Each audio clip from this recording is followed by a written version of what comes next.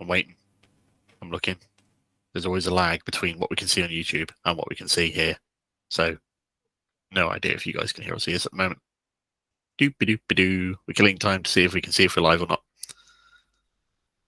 If you can hear us, say something in chat, because that'll save us this awkward bollocks of me prattling on and talking. Oh, there we go. Hang on. Maybe I should turn the sound down on my phone so I don't get echoes. I was going to say, it's definitely awkward now. Woohoo, there's no picture, but they can hear us. And there's no picture because... There's a picture. John's going to do his thing. Yes. Is there a picture now? One-handed picture. John is doing his thing, yes. 100. I feel like fucking Captain Is Hook that here. really you know? how you want to start this off? With your like black jumper and the orange bit, you kind of look like a floating head. I put the green screen up and then I really can be a floating head. It's not. It's a style choice, or is it just because it's warm and fleecy and comfy or something? I only have two tops that I can fit over my broken arm. Right. One shirt that I actually went out and bought specially, and this hoodie that belongs to Andrew, my good friend, because he's like 3 sizes bigger than me. So he lent me a hoodie, so I didn't have to buy more clothes to wear at the moment. You just You've gone get, for that get some wild clothes and like chop skater the arm look off. today. I could. I've already chopped the arm off lots of t-shirts, so I can. Fair enough. Apparently the picture's fuzzy. Well, the picture's fuzzy on mine because it's zoomed in, so it's losing a little bit of quality on mine. I don't know about the other guys. It might just be your internet, Mike. My YouTube doesn't say. It just says. It doesn't say anything. It says stream is healthy. Excellent. Healthy stream. I don't know what to say about that. That could mean anything on YouTube, honestly. That's all right. We've already had you one-handed starting things off, so that's all good. Yeah, we're at 120. Is anyone? PPI Oh, it's not now. fuzzy anymore. Okay. Woohoo! If anybody cares, I'm drinking Vocation Ale today. Is It doesn't help Crush that Hour? Mike's streaming at the same time. Well, maybe that's why it's fuzzy picture then. Christ, mate. That's fair. Oh, If you haven't guessed why we're just vamping, we're 10 minutes early and we were just seeing if it worked. give no shits whatsoever. I've done no hobby at all the last 2 weeks. I've been still playing WoW quite solidly. I'll be honest with you. Nice. Although I did get a One World for my mate's birthday, and I bought some shit. So I've got like 4 models sitting on my table in front of me, waiting to be built. I've got a What are the 4 Viper jet models? bike. I've got the Warhammer Plus Terminator sitting here. Ooh. Finally got delivered, ready to be built.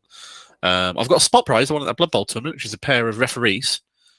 And I've got a Direwolf Scout Titan with neutron laser for the Adeptus Titanicus game. Which I'm looking Is that forward like a Forge World model or is that a normal one? It's a Forge World model for Adeptus Titanicus. Yeah, that's right. I did, however, find time to read and finish this over the past week or so. Well done to you. I haven't started Yeah. mine yet.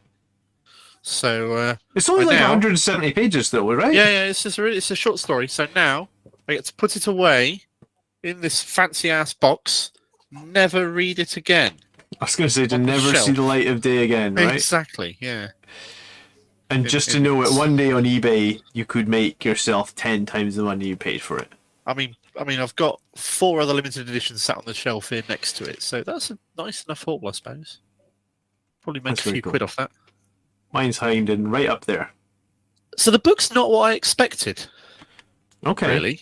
So the other Primarch books I've read The Night Haunter, which is Conrad Curzon Night Lords. I've read The Hydra, the Alpha Legion, and that was really cool. And I've read the Raven Guard one. Okay. And they were all written from the point of view of the Primarch themselves, telling things as a story, how they saw it going through their life. And this one's not like that at all. It's written from the point of view of a remembrancer, who's like a journalist, sent to go and write a story about Sanguinius and the Blood Angels, so to like give it out as propaganda across the Horus Heresy. And it's barely about Sanguinius at all. No, don't. No, spoilers. Spoilers! He's in it. Is it set before the Horus Heresy or during the Horus Heresy? It's set just before the start of the Horus Heresy. Okay. It's a kind of after murder, but before the heresy. It is events in the book are concurrent with murder. Right. Have you read the Astaroth book then? Yes. Because I'm like 2 chapters from the end of it now, and that book was hardly about Astaroth. Yeah, yeah. Is it? It presents a picture of the Blood Angels and Sanguinius, and they can't be about the Black Rage and the Scientists because the Black Rage kicks in when Sanguinius dies. Mhm. And the journalist gets to talk to Sanguinius a bit, and we get a bit of his point of view in there. But it's far more about the Blood Angels and the Red Thirst, and how that affects them, and how they're seen, and how they're perceived, and how they are underneath. It's far more that kind of a book than it is just about Sanguinius. So if you go in expecting something with big secrets about the inception of the Blood Angels and the secret character of who Sanguinius is, you ain't going to get it. And I Okay, think interesting. that's what bummed me out a little bit about reading it. Hmm. I didn't get what I was expecting. It was good. It was worthwhile doing, but it wasn't what I thought I was going to get. You know, I wanted to do a book review on the Astaroth book, but the Astaroth book is very much the same as that. It was like there's a short book, maybe 200 pages, and the first 150 pages are not about Astaroth. Yeah, it was really hard to get into the Astrath book originally because there's just so little him in it. But, Is it better than the Mephiston trilogy though? Because the first one was all right, but the second 2 were shite. They were really rubbish books. I haven't read the Mephiston trilogy, I'll be honest with you. I've you read not? the first one. I've read some of the various Mephiston short stories they've been over the years, but I've not read the more recent trilogy they've done. Well, the recent trilogy they did was I am Mephiston, therefore I am broken OP. So every single scenario, everything that happens in the book, and it's like, but it's not really a threat because I'm Mephiston, and therefore I knew all this was going to happen, and it was all according to my secret plan. That because I'm bullshit OP and my mind bullet killed you all. Right. So Okay. everything that happens, Great. like you build up some jeopardy, and then Mephiston will be like, "But I knew this was going to happen, and I planned it earlier." And it's like after a little while of him, melting the 500th person's face with his mind bullets because he knew they were already there. You start thinking, can we get on a bit now? It's not bolter porn because there's not many bolters in it. Mike says he's working on another Dreadnought tonight. Good, Mike. We love it. Damn That's straight. what we want to see. Should we talk about the past before we talk about the future? It's up to you. Are we going to get on with it then? I was going to say, right before we get on with it, did you guys see the Arcs of Omen thing today? So that's what I'm talking about, the past or the future. That's what's to come. That's coming next year. Should we talk about the year that's gone before we talk about the future? So the actual planned episode that we were going to do. Yeah, exactly. Rather Before than John jumping. immediately going off on a tangent of something completely unrelated. Well, it's not completely unrelated. It's you can see. It is unrelated because this is what happened in 2022, and what's that's going to happen in 2023. This is what the future is going to hold for us. Do you know what happened in 1979? It's not relevant to this. Year in review. Okay. Yes, Tony. On the subject of reviewing, three of us did our first video together, and it was screened on the 18th of June 2021. That was when we did the first tier list video live. Was it? That's when it went live. Okay. The last one went live on the 3rd of September 21, and our first 3 Grots vid went live on the 29th of October 2021. Okay. So just over a year we've been doing this shit now. Yeah. Time flies. Yeah, and we're still talking shit. Yeah. John is far too excited. His 3CP bike chapter master is back. John doesn't want to dwell on 2022 as it features him breaking his arm. I am because he excited. was skateboarding and he's not 17. Thanks. I'm glad you appreciate the better setup, James. I got a new camera mount and it's level and zoomed in and stuff. So he's hoping it makes a bit of difference. You definitely look crisper. Cheers. James also likes your zoomed in better look as well, Tony, and there's no comments on you, John. You just look like, I don't know, whatever you look like. A mess. A broken Scottish something. I have put a clip of me skateboarding in my video that I'm putting out on Saturday. And it's like, it's this really shitty, gentle hill, and spoiler, that's the hill I broke my arm. How many subs are on? We're on 945 now out of 1,000. Yes, Which we're probably not going to hit We've by the end not of the year. quite made we've not quite made our 1,000 by Yeah. the end of the year, but We will we've had a at good go some at it. point, but maybe not by the end of the year, right? Which is fine. It's no big deal. We'll get there when we get there. Yeah. So Tony, you got a plan for this? What have you Well, done? I say we've got a plan, but what I think plan is a very strong word. John needs a custom chapter master on skateboard, says Werty. I love that idea. Yes. Oh, you need Well, to model that shit. You do. With a bare head and get the proper look going. See if you can get some glasses. And a broken arm. Scratch it onto him or something. And an arm with a sling. Right, here we go. So I'm hoping this pops up and we can see it. It does pop up. We are planning a New Year's junk stream, James. We are planning a New Year's Eve, just having a laugh, I guess, at some point. So hopefully that'll be fun. I think Sorry. it's going to be all three of us and probably some sort of drinking. Yeah, maybe some Darktide, depending on how we feel, but definitely alcohol. What are you drinking? Anyone drinking anything? I'm drinking rum and cloudy lemonade because it's what I've got on hand, and the only bottle of whiskey I've got handy is a brand new bottle, which is technically a Christmas present, so I shouldn't really open it yet. I love the name Darktide. Yes, that's what we'll. Oh, That's what we'll name the stream. Every stream has to be called Darktide now. That's great. That's going to end badly, isn't it? Oh yeah. Every time someone dies or gets knocked down, they've got to do a shot. And we are willing to open up joining us on Darktide if you feel like it to anybody who wishes to support us on Patreon. So there you go. Enjoy that incentive. Anyway. Is that an incentive now? Have we I don't know. decided It that? might be. It might be a really fucking bad idea. Anyway. Right. Okay. So I have made a tier list. It's been a while since we've done a tier list. It's I been thought, a very long time. we started off with a tier list. I feel like we should finish the year with a tier list. Okay. Yeah, all right. And what I've put in the bottom here is every Codex release of 2022. Yeah, I know but technically not in order. no, it's because it does it in alphabetical, which means they bounce all over the place. You can like rename them 1, 2, 3, 4. I could, but then I wasn't going to do that. All right. Okay. I mean, like, Because we're I not didn't that want to. professional, like Mark. You've got the bar Speak set for one yourself. notch too high. Speak for I've got it yourself. on a list. All right. Okay. So you know what order you're going to lift them up in, do you? Okay. I have, yeah. Fine. So I know before someone gets all pedantic about it, yes, I know that Cadia Stands is not a Codex release, and technically the Guard Codex hasn't come out this year, but it fuck also it, kinda everybody's has. seen it already. Yeah. You know exactly what it is. It is out. It's just for some reason they've Yeah. decided not to let you. So you can't put the code in the app yet and use it. Can you not? That's No, bullshit. because officially the Codex isn't out yet. Get on with it, stupid GW. So we've all bought it. We've got it in our hands. Anybody who's a Guard player probably bought the book. Yeah. But you can't officially use it yet. Hey, Grenasayan, nice to see you. Hey, Jim. Marcus says he's drinking cat urine with a tequila chaser because after a while you can't taste the tequila. Excellent. that's good to hear. I like that. Yeah. Oh, that smell of ammonia. That'll clear your sinuses right out. Who Yeah. said that? Marcus the Geiger counter. Oh, Marcus, that's hilarious. Love that. Okay.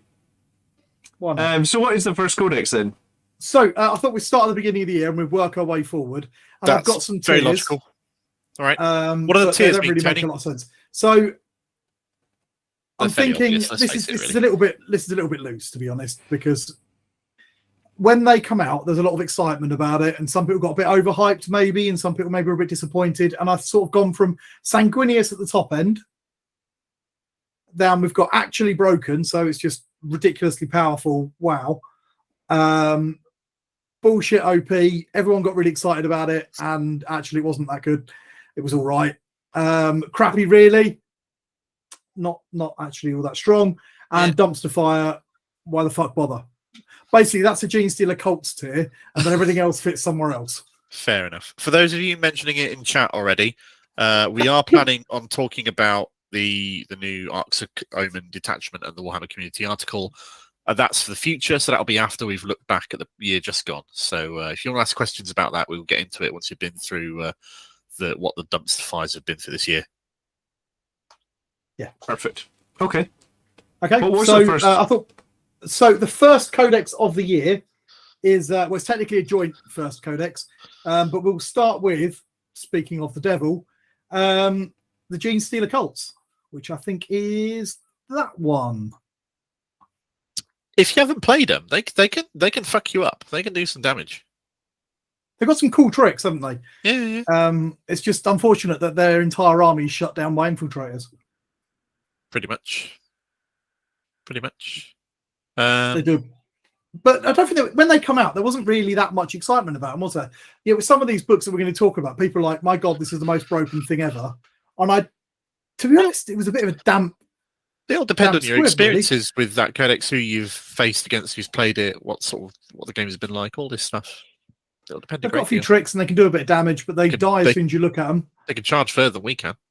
They can charge further than we can, and then if they don't want to charge, they can pop up. Was it 3 inches? That's to be outside 3 inches of you. Miguel says, is John going to say Custodes going bullshit OP since his PTSD with them jet bikes? I guess we'll find out when we get to Custodes, won't we? Which is, spoiler alert, next, because it come out on the same day as Genestealer Cults. Fair enough.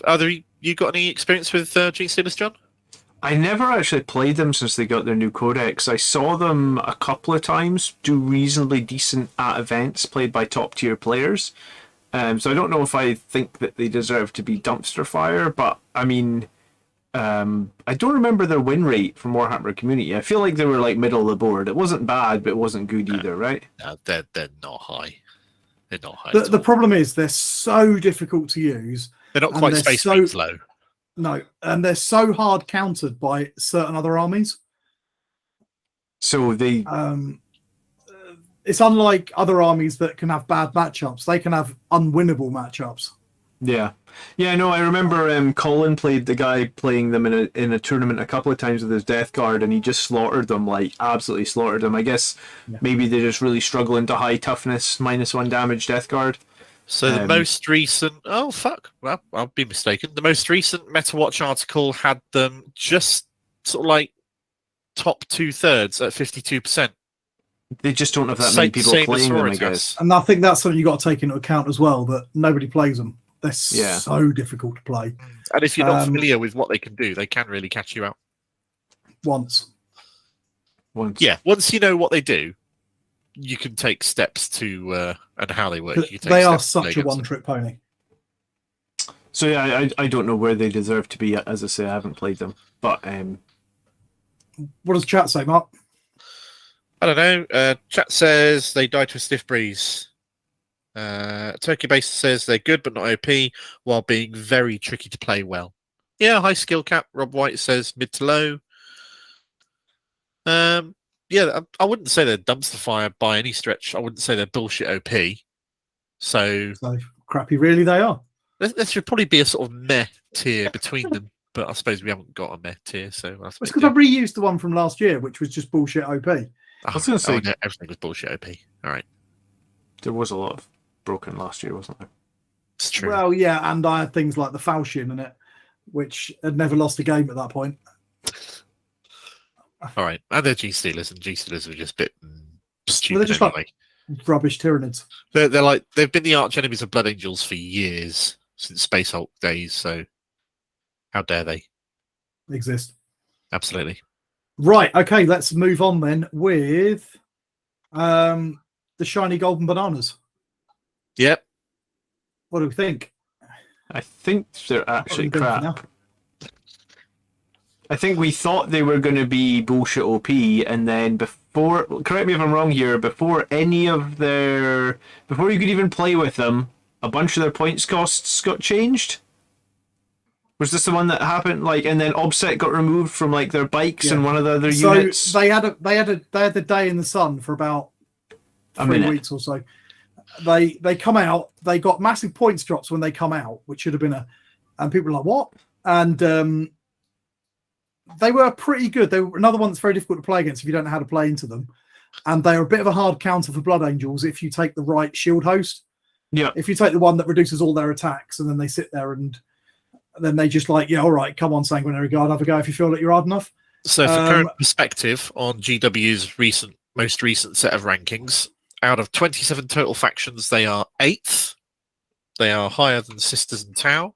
They're higher than Genestealers with 53% win rate. Surprises me, but okay. But then there's some really weird things on that. And It kind of fits for a gatekeeper list. Yeah, you either can or you can't. Yeah, they're really crap into things that can shoot them. Miguel says my Custodes Codex was out of date the day I got it. It was. Hey, Mav. Then they had the nerfs in the balanced state, where they lost OBSEC on all of their stuff. Yeah. And then they lost all their strats. When they came out, they had a great amount of OP bullshit, to be fair to them. Yeah. Well, they were really gatekeepery when they come out, because they lost into Death Guard, because they don't have anything that's more than damage 2. So the whole army's damage 2. And then they don't like being shot very much, because they're a bit slow and very expensive. But into melee armies, they were broken as fuck. Well, you're the Custodes player. Where do you want to put them, Tony? I would, to be honest, I'd put them with the Genestealer Cults at the moment. Yeah, I think so. I think they could have been good, but they didn't get any time to shine, and then people complained really hard online, and they nerfed them so quickly. I think they're being an elite army. They are. They'd be really difficult to get right. They'd just be on like a knife edge of horrendously OP or not that impactful, really. Now you've got sort of one viable build, probably, which is you bring a crap load of Custodian Guard. There's an argument about the floaty hover tanks and whether you should bring them or not. Art of War reckon you should. A few other people reckon you shouldn't. Marcus says they're like a chocolate golden coin that you open and realise that it's not gold and it's also not chocolate. Marcus is coming out with the real chats tonight, isn't he? Oh, yeah. Good one. I was absolutely have some more what you're drinking. But yeah, their Custodian Guard are good, but unfortunately everything else in the book isn't. Yeah, I think they went a step too far when they took them out. Yeah, it was a bit of a botched release, wasn't it? It was annoying. Like I can't remember they were like the last victims of the whole points being written months in advance of the points release happening, and they were a massive victim of that. Yeah, it was the rules changes. It was when they took OBSEC away, then they nerfed the bodyguards, so you've now got wardens that have literally no place in the game. You've got the Terminators, which haven't got any place in the game. Yeah. They're less durable point for point than Custodian Guard, and they do less damage point for point than Custodian Guard, and they don't have OBSEC. The bikes are pretty good, but they're actually quite fragile now. And since Armour of Contempt and everyone's specking into high AP weapons, all right, you're saving on a 4, but you're saving on a 4 with models that cost 40 odd points each. I mean, the bikes cost like 80 points each. Yeah. Yeah, okay, they're crap. I'm surprised they're holding on to a 53% win rate, to be fair. Someone said that in chat, so... Yeah, I don't think... there's some really weird things on that list. I really don't know where they've worked that out or how they've worked that out. Well, they're just getting it from the actual tournament data. So I guess probably what's happening is not that many people are playing Custodes, and the ones that are still playing Custodes are good players. So that's why they're playing that one kind of build that people reckon is quite good. So that's why they're sitting on a 53% win rate. They also take it within a very narrow time period as well. It's not a long time period they take that data from. Okay. So what I think with that data, and I'm going to because that's going to keep coming up, the data thing on there, and I think it's important to note is they don't tell you stuff like how many games. No. And that's so important. That is important. Because it might only be one game, but a really incredible player. They only have an 11% win rate against Votann. Holy shit.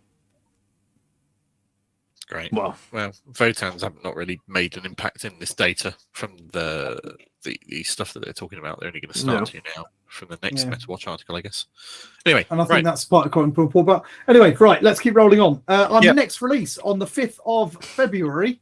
See if you can guess what it was. Tau. Dum dum dum. Dum dum dum.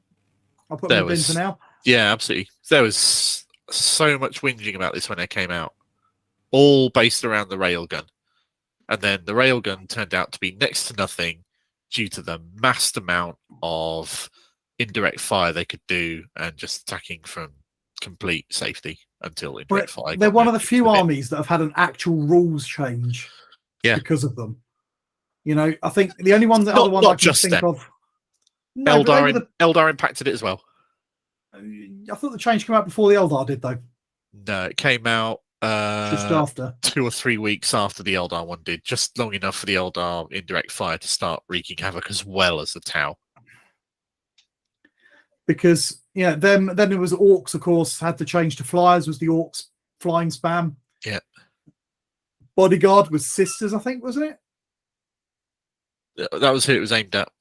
So when it came out, Tau was absolutely broken as fuck. Yeah, it was actually broken, I think, like you say, for like same sort of time as the Custode book. They got about 3 or 4 weeks in the sun. Yeah. And then the Indirect Fire. They got a couple of months in the end before. I think they got a bit longer in the sun. And they've still got some powerful builds. But oh, yeah, absolutely. Their battle suits are still great, but they had a big points nerf on the battle suits to stop you spamming one weapon. Yeah, because that's Indirect Fire nerf hit their stupidly OP tactics really badly. So the OP Indirect Fire build got nerfed by that.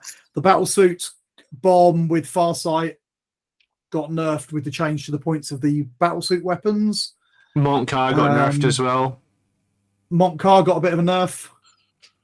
So now they feel now somewhere in the middle. They seem like a reasonable, well-balanced army at the moment. A bit boring to play. Yeah, I think when they came out, and is that where we're putting them based on where they were when they came out? Because if so, I think they were actually broken. No, I think we'll put them where we feel they are now, with hindsight. You sure?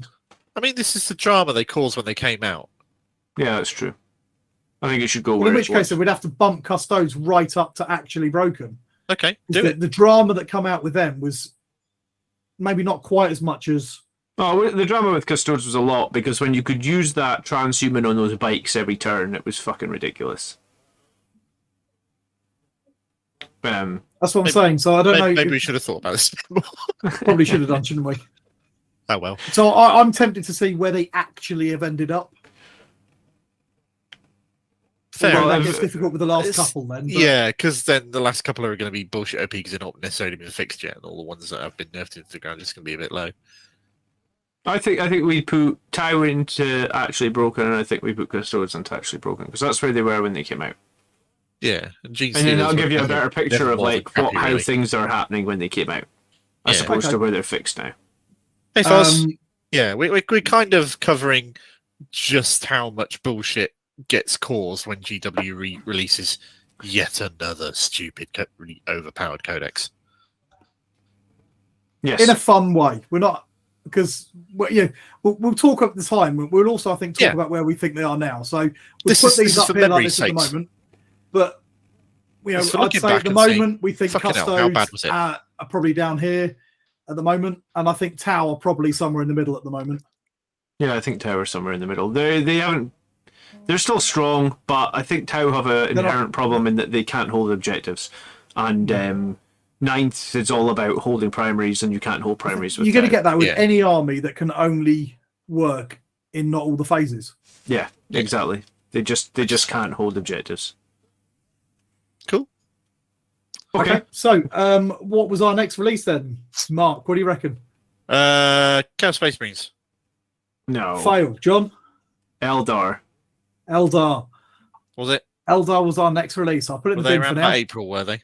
Yeah, they're Adeptus Fire. They're awful. How dare Eldar were released on... Do you know what? They're the only one I haven't written the fucking date down.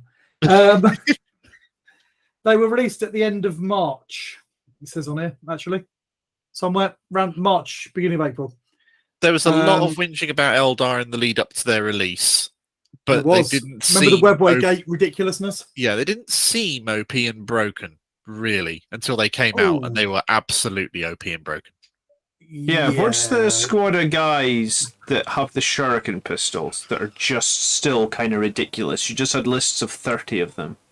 Dire Avengers. Dire Avengers, yeah, like they were the most broken shit. Well, it wasn't it the combo with one of their chapter tactic type abilities. Yeah, absolutely. Yeah. Was it Hail of Doom? It's called Hail of Doom. Yeah. Harlequins were literally broken as all fucking. I would say so far, probably on release, they were the most broken of all of the ones we've had so far. Yes. There are another the, way void, to facilitate that. I wouldn't Remember that put them as ridiculous... Sanguinius yet. the void spinners were absolutely ridiculous. What? Yeah, all those little transports. Yeah. Wave serpents. The the death wave spinners, serpent the bomb of indirect doom. fire were horrible. The indirect fire that you could stack with 3 wave serpents and the 3 support platforms and all of that stuff, they were horrific until they nerfed indirect fire. And you could drop pod the entire army down wherever you wanted to on turn 1. Yeah.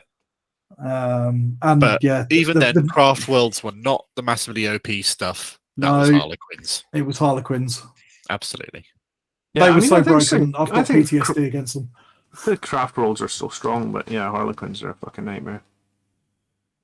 Ironically, Harlequins were the bit we didn't cover in our episode as well. I still wouldn't put them in Sanguinius because only one codex on this list ranks Sanguinius. But we'll get there. It's not this one. We're going to argue about that because I don't think it's as bad as you do. Oh, I've got a solid argument. I'm gonna enjoy debating that with you. That'll be good. We'll get there. But yeah, I would put it actually broken alongside Tau. What are you reckon, John? I'm tempted to say it was the most broken we've had this year because Harlequins still, even now, Turkey just said in chat, they still have over 55%. I think they're still on like a 60% win rate. So they've been a 60% win rate for 9 months at this point. So Harlequins are at 55 on the latest GW article. Okay. But I mean, they were above 60 or they were 58 to 60 for like 9 months. Like, yeah. That's just... So I think they're up there as the most. Nobody gives a flying fuck about Ynnari, despite the fact that the Incarn is actually quite tasty. It's just everything else isn't. Yeah. It's the main selling point. It's about the only selling point. Okay. What was next then, gentlemen? I don't Talking of things that were fucking broken. Imperial Knights? Nope. No, I don't remember what was next. Out of the ones that are on there, I'd say probably Niddies. It was the Gribbly Bastards themselves, Tyranids. Yeah. And the Reaper of Obliterax that I still think was overrated. You can think that if you want. It's still broken as fuck though. Tyranids got like a nerf to their transhuman. They got every model in their army going up like 20% in points costs. And they still didn't have good secondaries and they were scoring like 60%. Tyranids are still up there with Harlequins at 55%. They're like Sanguinius tier for sure. They are incredible. And I still think that they're an incredibly well-written codex. You can do some such cool, fluffy things. Oh, yeah, it's really characterful. Just build a broken as fuck list and win every game. It's got loads of personality to it. I totally get. Absolutely. So the Tyranid Codex came out after the nerf to Indirect, right? Yes. Yeah. Yeah. Because... But the problem is when they nerfed it, they nerfed one of the hive fleets into Oblivion, and as I understand it, Tyranid players just pivoted to a different hive fleet and went, Everyone ended up running, woo! What was it, Kraken? Yeah. See, there was another one that everyone liked, the fast one. What's the fast one? Leviathan? I want to say it's Hydra. No, sorry, Leviathan. It could be Leviathan. Because you got Leviathan was good. The Leviathan one was one with all the transhuman, wasn't it? Yes. Kraken, I don't know the other name. Kraken, I think, was the fast one, actually. Kraken might have been the fast one. I just have PTSD from Hive Guard that could shoot twice. Because that was so broken. Well, that was like pre-Codex. Yeah, but that was horrific. So they were strong anyway, and then their Codex... Well, they were strong from their Psychic Awakening update, made them really quite... Yeah. Tyranids have been in a great spot for a long time now. And there's so many builds you can do as well, because you can get the build with the Termagants, so you can do the build with Zonothropes. The trick that made me say fuck this to Tyranids was one of my local mates of mine doing a advance and charge with his Flyrant. He auto-advanced using a strat or a power or something. He hit a squad of Sanguinary Guard, wiped the entire lot with the Reaper of Obliterax, doing mortal wounds out the wazoo, and then used another strat to just fly another 14 inches back away from everybody again. Yeah, which is that's made me say fuck you guys. I don't blame you at all. Yeah. Okay. Yeah, they are definitely all the way up there then. As arguably, arguably I think they're up there with Eldar. Fair Okay. enough. I think they're probably worse than Eldar, to be honest, aren't they? I mean, worse but better, if you know what I mean. Yeah. Kraken was the fast one, James says. Kraken's at 57%, he says. And yeah, James, the idea between Inari is cool. I'd love to see them progress the lore a bit with them, a bit more, and carry on some story, but they've just kind of done nothing with them since. So Did we see there Inari we go. win a tournament recently? We might have done. Yeah. I think we did. One of the big tournaments was suddenly like out of the blue won by a Inari. Sorry, hold on a second. Yeah, I didn't see Inari win anything. My wife is talking about singing Christmas songs to the cat, and it could definitely happen. Thanks, honey. I love you. Well, Scepters were stupid. Yeah, I mean, Tyranids just did so many mortal wounds. They were so undercosted. They're just. I still fancy trying that stupid Tervagon million Termagant build. I mean, I think it's viable. James makes the point. The whole mortal wound spam they had for a while was crazy. Absolutely, I never bonkers. faced it, so I don't know exactly how strong it was. But I've heard so much badness. There was about like 20 mortals every turn, guaranteed. Yeah. Like Zoanthrope, Malceptor, Neurothrope combo. I'm sure I wrote a list where it was just like, this is 1,000 points, but I'll put it up against anything because it will just blow you up, whatever you are. Yeah. All right. Right. So, what was our next one? This is another twofer. It's got to be Knights, isn't it? It's got to be It both is the Knights. So let's have a look at Imperial Knights first. Yeah. Because we actually covered them on the channel. We did. We might have a vague idea what we're talking about. Might have a vague idea what we're talking about. These ones didn't cause much of a stir when they come out. I feel like people were generally thinking Imperial Knights were, for an army that is inherently a skew army. Solid, not weak, not OP. Yeah. I think this is probably one of the most balanced. I still think you can make a very strong Knights list, and if you can. If you don't know how to make a strong Knights list, go watch the video of me playing Gav on the BAC channel like a couple of months ago, Knights, because Gav wrote this horrifically good Knights list, and I think he came second in a GT with it. So I think Imperial Knights can build. You have to use the buffs. You know how the big ones give the little ones buffs. So you almost want like one big knight and then like 10 armigers, and you camp out the buffs and you do stuff like that and shenanigans. And I think they're a great army, and I don't think they're as limited as they were before, right? Like before, you would typically see people run like 3 big knights and then like a couple. And that was armigers. the only way you could run them, was you just.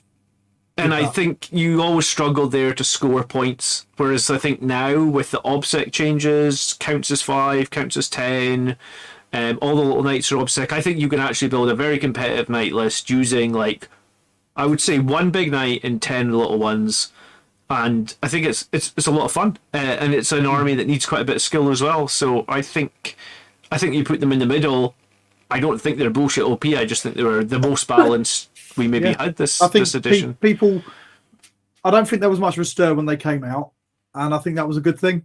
It was these are a solid army. They were nice to play. There is a couple of viable builds.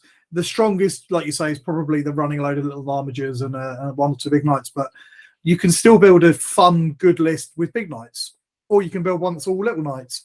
And I think that's a sign of a good codex, the way that you can build lots of different things and play it in lots of different ways. And I like that there was a lot of customization in there. Like, each knight could be customized in terms of like... and the flavour of the customization was all very good as well, with the whole fealty and knightly, courtly aspect of it all. I thought that was very cool. Yeah.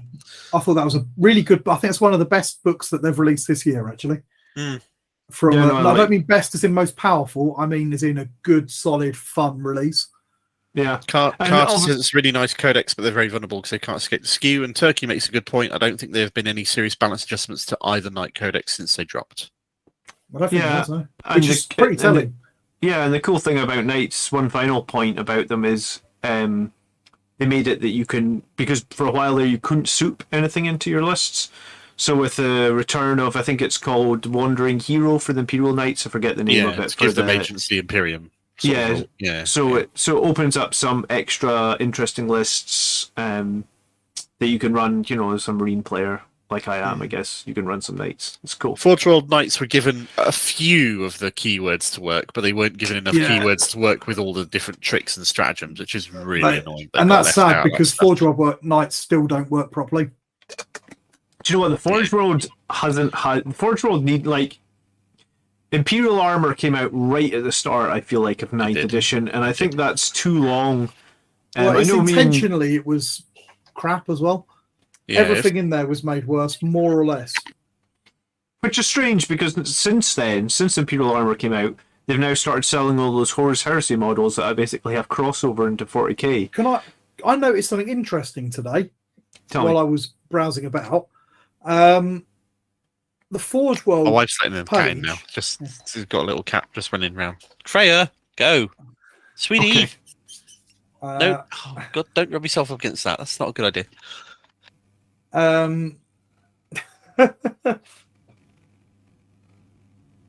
What did you notice? Sorry. Well, I was waiting for Mark to come back, but she's being bribed out with treats now. Go on. Love you to bits, but piss off. Right. Okay. Sorry. Anyway, so I was browsing about. Maybe I should have told my wife we were recording live this evening. That might have made a difference. Anyway, right. I'm back with you. It's all good. Okay. On Facebook, Forge World page. Yes. Has been renamed Horus Heresy. Yeah. Forge World essentially doesn't exist except for specialist games and a bit of Horus Heresy. Which implies to me that that's why the 40k book is a bit shit. Is it feels a little bit like they're trying to move all of that out. They're trying to write it out and get rid of it. It's fairly blatant at this point. So they've made it all fairly shit, so you're not going to want to use it. Which is a shame, but we also can't do anything about it, really. No. 800 points of awesome is my Thunderhawk. Hold on a minute. They dropped like the Astraeus and the Falchion by 50 points last chapter approved. Yeah. That's not just saying like we want to get rid of this because Yeah, but there's still about 150 points too expensive to be good. There's also 150 data sheets in that book? True. But they also changed it as well that if you have shared keyword, because before I had to pay tax for my super heavy ox attachment. Do you remember? Roger asks, will Tony ever get to make his point? And now if you take a super heavy ox detachment as a Blood Angel player, it's free. So they made it cost less CP and they dropped the points cost. So they're not yet. That's the future. We're not there yet. We're not talking about this yet. Let's not. They've already done it though. It's already done. That happened last year. What for a super? Yeah, they remember. Oh yeah, for your own chapter related stuff. Sorry. Yeah. Okay. Cool. So it means that you can take, but at the same time, none of them are very good. All right. Next time you meet up, my Falchions come in on the tabletop, and we'll see. We've got a list. We've got a big list of things we're going to do when we meet up, and we're not going to do all of it. I know you love your Falchion, John, and I love my Thunderhawk, but hey, Zardos. You don't see anybody running them because they're just overcosted. Okay. Even with the 50-point drop, they're overcosted. I mean, I saw that list that had, what was it, 2 Thunderhawks and an Astraeus, or the other way around, 2 Astraeus and a Thunderhawk that was running the Texas Open. And everyone was really excited because it won 2 of the games out of 5. Joel says he wants to play Warhammer but can't get his head around it. This is not a stream right now this second that is going to help you with that. I'm afraid. This is not a starter-friendly stream. This is us whinging about unnecessary complexity. Yeah, anyway, Forge World being sidelined. Fine. But yeah, so although they are really cool, and those points drop means that you can bring one in a friendly game and have a lot of fun with it, they're not competitive. They're still way too many points for what they bring to the table. That's why we don't see them. Which is sad, because I love the giant silly stuff. But equally so, again, they walk that fine line of... Yeah, they've become OP so easily. Just useless. Yeah. So I think they've erred on the slide of a bit shit. Yeah, I'm not sure which side I prefer. I'd prefer trying to hit the sweet spot, to be honest, but that's easier said than done. Well, I guess we'll see if points costs get adjusted again or what. Reziel swears he's not just a contrarian. think you are. What's a Rasta contrarian? He's not Is it just someone a who's contrarian who's What? got dreadlocks? That's not what I said at all. I'm sure you said Rasta contrarian. Reziel says he swears he's not just a contrarian if he disagrees with any of this stuff. Okay. I don't know what made him say that, but clearly something's made him say that. So maybe he loves super heavy tanks. yeah, He thinks they're actually great. So Imperial Knights was in good. the tier that doesn't exist between bullshit and crappy that Tony didn't put in there. Yeah, it's right in the middle. It's fine. It's right in the middle. So let's move on then and talk about their counterpart. Yeah, Chaos Knights. Who, let's face it, were only really bullshit OP when you played them with Abaddon. No, they had that kind of million war dogs and Abaddon build, didn't they? That was and still is very, very strong. We're lucky. John, you've played against it a few times. What's your point of view? I run the fuck away from Abaddon and win the game by holding all other 4 objectives apart from the one he's on because he moves 6 inches, right? Yeah. I actually, when I played against Andrew, I purposely left a hole in my deployment zone of just big enough for him to get Abaddon, like a bait. Like, hey, I really want you to put Abaddon here in this one spot that I've left because the second he lands, my whole army is going to jump forward 12 inches and leave Abaddon on his own some. I like Chaos Knights. I think they're cool. I think Dread Tests can be a pain in the arse if you've got bad leadership. Fortunately, I play Marines and they don't suffer too badly against them. But overall, I think that the Chaos Knight book is interesting. Again, there's a lot of customization and I like it. I don't feel like it was OP. Maybe like we sometimes talk about, it could be a bit of a gatekeeper list, but I'm quite happy to say it's middle of the road. I don't remember any giant changes to it in terms of balance after it came out. People were quite scared of it when it came out, and I think that's what we said we were going to try and think about was like the community reaction to impact. it. And I think that people were really worried about that list of all the war dogs. Just quickly, some comments from chat here. Joel says, anyone here play Hero Quest? John's got the new Hero Quest. There's a couple of videos of it in this channel if you want to look back. I'm not sure if he's played it yet. He almost certainly hasn't now that I think about it. Reziel says, are we just ranking codices? We're ranking the sort of the bullshit impact they had when they came out is what we're ranking. Yeah, and like the reaction to the memory of the drama of the year in review, so to speak. What's the second book in Broken? That's Custodes, isn't it? From when they came out? Yeah. Yeah, so that's Tower and Custodes. Yeah. All right. So this isn't where they are now, it's where they were when they came out. It's not where they are now at all. So Chaos Knights, I think, are somewhere in the middle. Yeah, they're sort of around Imperial. They're definitely not dumpster fire. I don't think they're crap. I think they're a decent army. I think the reaction puts them a little bit higher. I think people were a lot more scared of them than was warranted. But is that only because of Abaddon? I'm not sure I picked up on that. I got that they were on a par, that Imperial Knights had a synergy with the rest of the army, and Chaos Knights they were just powerful on their own, and I never really got the feel that they were OP on launch. No? Or shortly after. All right, well, I'll bow to your decision then, and we'll put them in bullshit, but I'm going to put them above Imperials. Yeah, fair enough. That's fine. I mean, the drama they got to in their Armiger builds and the Abaddon Walking the Dogs builds is perfectly reasonable, even though that didn't happen until to me was Chaos what was Space putting them Marines up. came out. That it was that particular build that people were overly, I think, excited about, because like John said, it's not actually that good because Abaddon just sort of wanders about 6 inches a turn. I played Hero Quest when it first came out. It was great. Yeah, I did as well. I didn't play it much. I played it a little bit. I was much more of a sort of a space crusade kind of person. I'm really missing having a net here in the middle here. I'm really sorry. That's okay. Well, you can do it next time. Right. If you're more of a Space Crusade person, then maybe that would be the time to open the Cellophane Space Crusade when you come visit, Mark. Yeah, maybe we'll do that. We'll see. We'll play Space Crusade. We'll play the original one. We'll play your Space Crusade, wreck it, and then leave. Well, at least I get good use out of it. I mean, I did pay over the odds to get on eBay, so... Fair enough. Will today's news be ranked too, Zardos? We're going to talk about today's news because we can't fucking escape it, and we do actually want to talk about it. After we've covered the year that's been, we'll look toward the future and see what's coming next. So whose Codex was after next? I don't know. You tell me. What do you reckon? What's that? There's Guard, Demons, Votann, and Chaos Space Marines. Chaos Space Marines is next. It was, yeah. Talking of walking the dogs and silly, crazy Abaddon kills everything in combat. I think 2 or 3 people made videos where it had Abaddon versus. Yeah. Oh, yeah, absolutely. They weren't actually broken, but there's definitely some bullshit OP stuff in there, mainly based around Black Legion and Abaddon. I think even now we're still getting, what is it? Emperor's Children, fuck, they're broken. Creations of Bile, whole army, fight on death.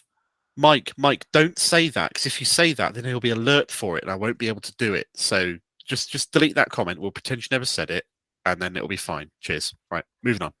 It's all right, because only Mark can see the comments. Brilliant. So we have no idea what he's talking about. I think... What have you got the win rates for Chaos Space Marines there, Mark? Yeah, absolutely. Well, as per the MetaWatch article, which says that they were... Where the fuck are they? Just above middle at 50%. Oh, really? Okay. But I mean, I guess that's all 4 factions or all multiple factions. All the subs. It's concurrent with Tau, Orcs, Craftworld, and Chaos Knights. Because I definitely think that Chaos Space Marines were with Tau and Custodes when they launched.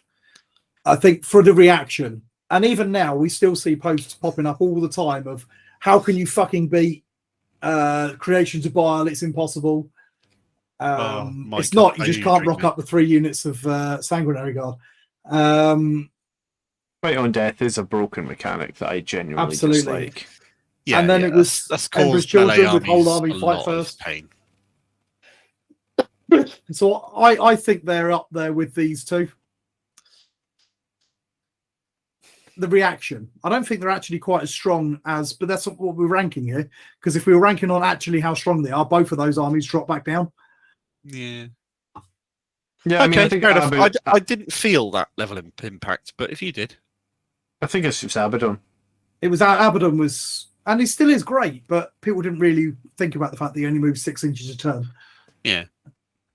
Whereas, like you say, Creations of Bile have upended the meta far more than many other things due to their just army-wide fight on death. I think they're a funny one actually, because in some ways people didn't pick up on that to begin with. They got it was later on people realised them. So whereas with some of the others they're a bit overhyped as going to break the game, too powerful, but actually didn't. In some ways, Chaos Space Marines weren't. It was Abaddon that was being hyped up, but it turned out he wasn't the big bad of that book. He was a big bad. He was a big bad. But he's all right because he's armless. I want to get an Abaddon model. I really do. I like the new one. It's gorgeous. Yeah. To go next to my Gilliman model because he's the big bad of 40k right now. Ultimately. Oh, go on. Who do you say is the big bad of 40k right now? I don't think we got one. Tyranids. Abaddon is the arch enemy of. He's the leader of the Chaos Forces against the Imperium. But he's a failure 13 times in a row. No, that got retconned. And that's my point. They keep retconning him to try and make him out to be a badass when actually he's just a whiny bitch. Fine. And if you're reading through that flight, he's such a whiny bitch. It's like, oh, we got beaten in the Horus Heresy, so I'm going to go off and sulk for a while, and then he comes back still sulking. I think you're biased. I don't blame you, but I think you're biased. Rearranged the Sons of Horus into the Black Legion, sort of, but actually nobody really liked him. Shall we move on to the next one? I'd say Mortarian's a bigger bad if we're going to pick on a single person than he is. In one-on-one terms, sure, but Abaddon's the leader of the Chaos Forces. He's literally the heir to Horus, to Chaos Undivided. I think that's pushing it a little bit. He's armless. What do you mean by when he was getting the old metal model? The arms used to fall off. Oh right, okay, I'm with you. So the old model that rarely had both of its arms. But anyway, no. Even you think they've retconned it, and he still comes across as, "Aha! I've tried to do this thing, and I secretly fulfilled my mission." Or actually, "Oh no, I'm losing at Cadia. I'll just be a bitch about it and drop a Blackstone on it." And physics says that won't do a lot to a planet, but sure, why not? We'll blow it up. You might kill everybody on the planet, but to actually break a planet is pretty difficult. Fine, whatever. You know, the moon exists because another planet Mark hit is the Earth right in the and narrative. still didn't blow up the planet. The narrative is going to be pushed to Abaddon and the Crusades. They want him to be a big bad. Abaddon is the subject and protagonist of the very first Arx Omen book. Let's face it. Yeah. Yeah. Except they've got that new guy as well, who I don't really quite understand. Who's a demon, not quite prince, but similar sort of rank. Demon demigod, they called it, or something. Couldn't they use like Rational. Keldor Hal or something like that? Why? Is he dead? And I've not I read like that that they've created a new character. I like they created something new to bring in. And they'll probably make him kill someone important to try and make him out that he's better. It's a bit like what they did with Halo. When they made Halo 5 and they wanted their new characters to be better, they just make them bitch slap Master Chief around for a while and be like, look how good they are. They bitch slap Master Chief. What was the And next everyone codex, was like, Tony? well, actually, we don't like it. What was the next codex, Tony? They're not Master Chief. What was the next codex, Tony? It was League of Votann. Let me have a look. Votann, No, right? it wasn't. It wasn't. Votann. Was it Leagues of Votann? Broken. It wasn't. It was not Leagues of Broken. Did Demons come out before? It was Squats? Demons. Really? Demons come out before Squats. Squats were previewed for fucking ages. What, in their limited army box thing? Well, before the limited army box come out on the Jesus 24th of September. Mm-hmm. Yeah. The Demons Codex. Oh, came and we out had on the September. we had the leaked PDF that we saw. We had like, the leaked ages in advance PDF. as well. Yeah. Yeah, so it just felt like their release, because their actual final release wasn't till like November. I see. Yeah. That's yeah, when the yeah. book come out officially, but the army No, box come go out. with the army box. Go with the army box. Well, that's 'cause what I've when gone it's with. sort of- Yeah, Oh, all right, fine. If you that's sort of when everyone's gone with. So the next one out was Demons. Demons, which caused a fair bit of stir when it first came out, mainly See, due I- to the whole demon save, which is beyond invulnerable stuff. That was annoying. But other than that, I don't think they did. I think they're causing a stir now Yeah, with the whole Flamer build, but that was kind of a slow build. it took a while to kick in for them. Yeah, it didn't happen on launch. It was so quiet that people just sort of like really overlooked it. And I've heard a lot of people say it's a very flavourful, very well executed book. Just that one unit Flamers is just being Too good. stupid. Yeah, it's going to piss 'cause off all the people that bought 15 of those flamers, isn't it? Oh, what a shame. And Should get used to it by now. Bellacor's pretty nutty as well, apparently. So I have Yes, also heard. to be fair yes, to him. yes. The army of Be'lakor is And pretty a nutty Brit- 'cause He's a pretty model. it turns off like all your rerolls, like hits and wounds. I never actually fought Be'lakor, but I remember reading it and going like, "Oh fuck, this is gonna be really difficult to deal with." So You guys fought Be'lakor? I actually haven't, no. I've played Demons, but I've not fought Be'lakor. No, I don't played know Demons, why. and I played against a list that had like a wound cat bloodthirster, and that was bad enough Yeah. to deal with. And It I've was played like- a few Keepers of Secrets that are pretty unpleasant to play against. Yeah. I'd put it around the sort of the Knights kind of area, I think. Yeah, I would on release. I think actually, with hindsight, it's a bit more powerful than that. Yeah, But it's certainly gone up to broken now. It's, but it's that's, actually broken. I think it has to get put in actually broken. They've got 70% win rate with the Zinch Flamers. Yeah, but we're trying to rate on what they were like and what the reaction was when they came out. But just because nobody knew about the Flamer build or nobody tried it, doesn't mean that Again, it wasn't broken. No, it was absolutely broken. But just like we thought that Tau were going to be broken and they weren't, and we thought that Custodes were probably a bit broken and they weren't. We didn't think that Demons were broken. It turned out they were. They're just the same thing but in reverse. They turned out to be a lot more powerful than they appeared. Yeah. But then again, it's still only those two units, isn't it? Its Flamers are hugely undercosted, and Bellacor's a bit of a monster. when I crash while driving drunk and get arrested, I tell my girlfriend it's all part of the plan. I think Abaddon is the same. That's another Marcus one, that is. He's right, though. That's all it is. It's just like, I plan to lose this battle because then I don't know, tickles my demon nutsack. I don't some of the hoops they jumped through to try and make it seem like he'd planned that were pretty. Yeah. He was a big joke before the retcon, and now he's still a big joke, but he's just slightly more badass with it now. But even then, now he's a big joke because everyone remembers before the retcon. Even then, he was still the leader of the arch enemy forces.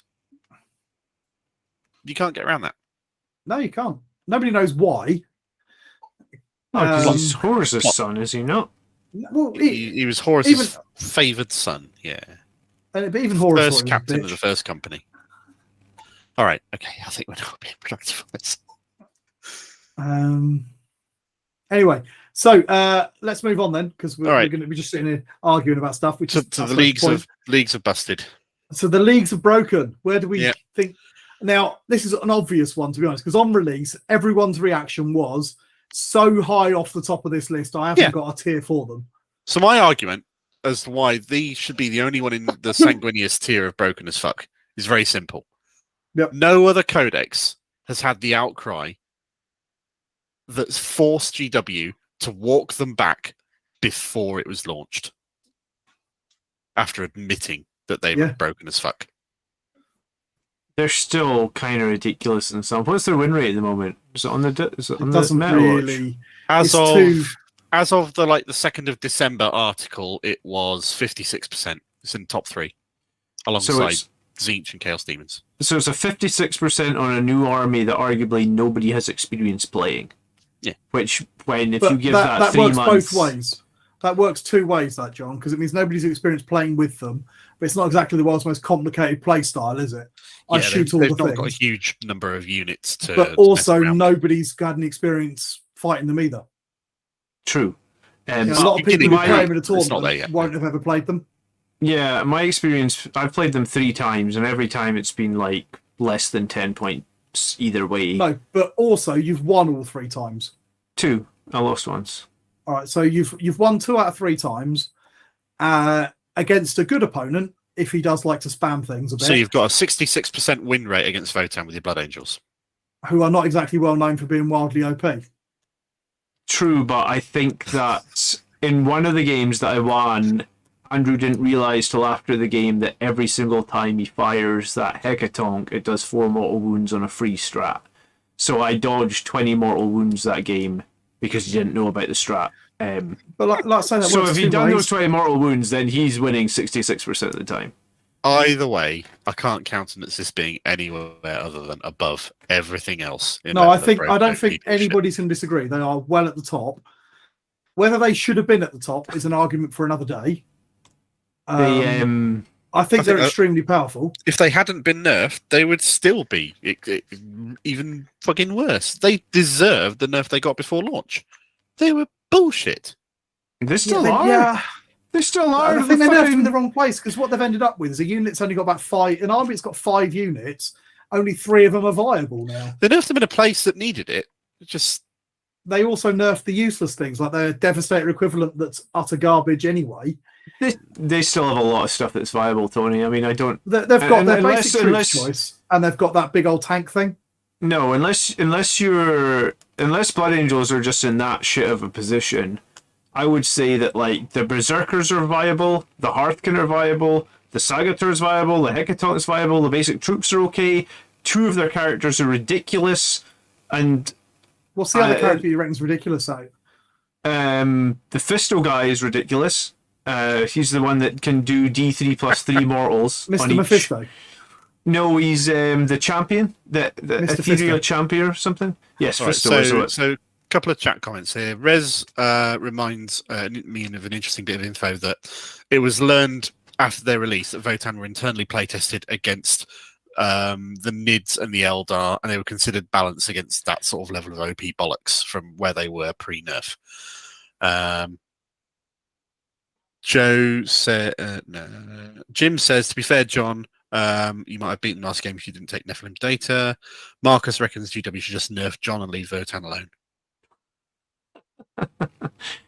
See, I don't disagree that they've had a massive impact. They are very powerful, but like Rezi said in the release thing, they felt balanced against pre-fucking about Eldar, Tyranids. Mm-hmm. and things like that. They were really strong, but they balanced quite nicely because they've got some big flaws in them as well. They are generally a bit slow. They are not outrageously tanky and things like that. They're just massively OP against the early armies. Yeah, I feel scared when I fight Votann. It's like if they feel worse than Tau. Like if they see you, your unit is dead. But I feel just as scared against a good Nidless. Oh, I suppose it's the same, yeah, if they see you. But I And mean, I feel just as scared if I'm fighting some Harlequin bollocks. okay. Not quite so All much right. now they've been nerfed a bit. Sure, I still think Votann are at the top of the list. I agree with Oh, they that. are at the top of the list. I don't disagree that they're at the top of the list. All right. So guard. So guard, it's an interesting one, isn't it? Yeah. Because technically they're still not out yet. They haven't really raised an insane amount of reaction, but the flip side to that is that their artillery is bullshit. Hold on, they have raised a reaction. They raised a reaction in our stream where Tony wouldn't shut up for 20 minutes about the fact that you can't be Cadian. Or, sorry, you're only Cadian now? Pretty much, yeah. Yeah? That's true. We couldn't shut you up at all. Catechins are You were saying your word and you were worthless. fucking saying it. Yeah, just annoyed me. That whole book annoyed me. It's incredibly powerful. It's an incredibly powerful book. The fact that earlier in the year they nerf indirect fire because of the bullshit they did with Tau and Eldar, and then write guard indirect fire so that it doesn't suffer from the same penalties due to the buffs that they get while firing, beggars belief. Well, I it's just the fact don't that that's not understand. even the strongest way to build them. That's terrifying. The fact that they're so good even without that. So I haven't played Guard since the new Codex. I mean, not many people. It's not out yet. A couple of folk in my office have it. So what? Yeah. So where is it going to? Let's face you it, guys? it's out. There's no real huge amount of new guard units. There's a couple, but there's not that many of them. And most people have got massive guard armies who are guard players because they've been guard players for years. So we it's said not about it in impossible the they could have played. episode, and I still reckon that we're going to see a 55 to 60% win ratio out of guard. Okay. The book is cool.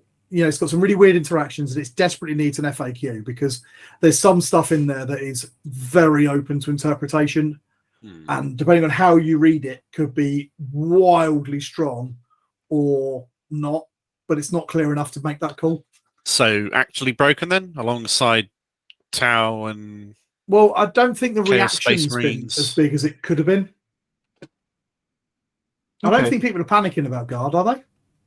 No, I don't think so. People were panicking about the other armies we've got in that tier. I think they should be, but I don't feel it.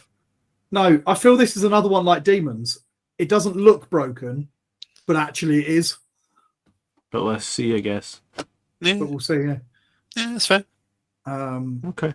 Kazakin are just fucking mental. Rough Riders are a death company for less points, but they're faster. And they do more damage. Yeah, And the new Rough Rider models are pretty awesome, let's be fair. But that's models. Yeah. Cheaper, faster, hit harder. I was going to say, have they got swipes and sweeps, those Rough Riders, or am I wrong? They've got the equivalent of. They got Melter Lances and Frag Lances. Yeah. Okay. A unit of them will kill a knight on the charge. Man, that's what I'm needing. Sanguinary Guard with fucking swipe or sweep. Then I'm on. That's what we need. Well, no, not necessarily thingy or strike or sweep, but if you want to kill a knight on the charge, take a unit of 10 Vanguard Vets Thunderhammers. It'll cost you 3 times as much as it would for those Rough Riders. Yeah, my bugbear with the Acadian Codex or the Guard Codex is how they get heavy bolters. They get heavy bolters for 5 points. Ball Predators are 15 points. They get heavy flamers for 5 points. Ball Predators, heavy flamers are 15 points. Someone said to me, I think it was DTM, said, the heavy bolter costs 15 points on the marine tank because your ballistic skill is 3 and the ballistic skill of the guard tank is 4. And I was like, alright, that works for the heavy bolter. Now tell me why the heavy flamer is 5 points and it's 15 points for the marines. So like, because heavy bolter's auto hit, so ballistic skill doesn't come into it, right? So like, why are heavy flamers on guard 5 points, but heavy flamers are on Space Marines are 15 points? Like, I don't. This is like, and if it's that's on a not better correct- platform. I was With going to ballistic say, skill not enter into it, it makes sense. Yeah, I And get they- your point. I was like, you know, people always ask like, is the Battle Predator competitive? Well, maybe if I had 5 point heavy flamers, it might be starting to get there. You know, why are we playing 10 point? It's actually 20 points because you have to buy 2 of them, right? You can't only have one heavy flamer on it. Oh, It's God, a Rez, bloody you had to find expensive something to be little tank, that. contrary about, did you? Okay, I see. Fair enough. Somebody's saying that Angron is getting a lot more drama at the moment than Gardar, and that might yeah. it might be eclipsing it. That's because he kills 2 chapter masters in a round of combat. It probably should though. It's fucking Angron. He's, If anybody's he's supposed to be a Primarch monster Angron, in yeah. combat, it's got to be Angron. You know, if he's not the It's fair. killiest thing in 40k, they've done it wrong. Something is wrong at that point. I'd agree. I'd agree. That's because that's what he should be. That's what he is in the fluff. Until Sanguinius kicks crap out of him, he's beating down everybody. So the pattern here is new Codex comes out. People tend to think it's OP bullshit with probably justification more cases than not, really. Well, and also Well- problems like that. Like, if you're going to put the exact same weapon in a new codex and charge a third of the cost, then you're going to have people saying, why is mine 3 times the cost? You know? I don't know how you cannot draw that comparison. If you don't want it to be compared, then don't call it a heavy flamer, right? Make it different. I still hold with the point of view that 40k as a game, if you ignore the codices and the armies, is still in the best place it's ever been in terms of how the game is written, how the game plays, all the missions, all that kind of stuff. What? Just the armies How themselves. do you? Sorry, if you ignore the codices and the armies. Yeah. So if you ignore Just- the just army look at- part of 40k, Just looking at the rules of the game and how the game plays and how you win, how it's structured, all that stuff. Yeah, I mean, It's no longer a game where you put 2 armies on a table with no terrain and the shootiest one that gets first turn wins. Oh yeah, we're no longer playing on Planet Bowling Ball is winning. I do agree that I think it's the most balanced. I know this sounds bonkers. People are going to go mental in the chat, but I think this is the most balanced and the best 40k we've ever had. Things are Yeah. being fixed. They're still being release broken, but they are Yeah. being fixed. You know, To a I've degree, played movies are the being second made. edition, and I've gone through those years without getting fixes on armies. Yeah, Yeah, that's been brutal. absolutely. You'd either get one FAQ if you were lucky 6 months after launch, or never. And you go pre kind of Warhammer community and that, you didn't even get that. Yeah. Yeah. The army was in the codex, and that's what it was. And if we fucked up in writing it, tough shit. Deal with it. Wait till the next one. And we ended up with whole editions with armies that just didn't work or were completely unbeatable. So, and that was for years and years. And now, pretty much, let's look at this list because this is where they were released at, and this was the feeling at the time. And we were talking early. Demons are probably up there. Those 2 are probably down here. That one's probably where it should be. Cadia Stands is probably up here somewhere. That's probably down here now, I'd say. Bump it up one because the fact it's got Harlequins in there at the same time sort of. I think they're mixes probably it down around a there bit. now. Yeah. That one's a bit of a sketchy because we don't really know yet. But that went up a bit. Because of the.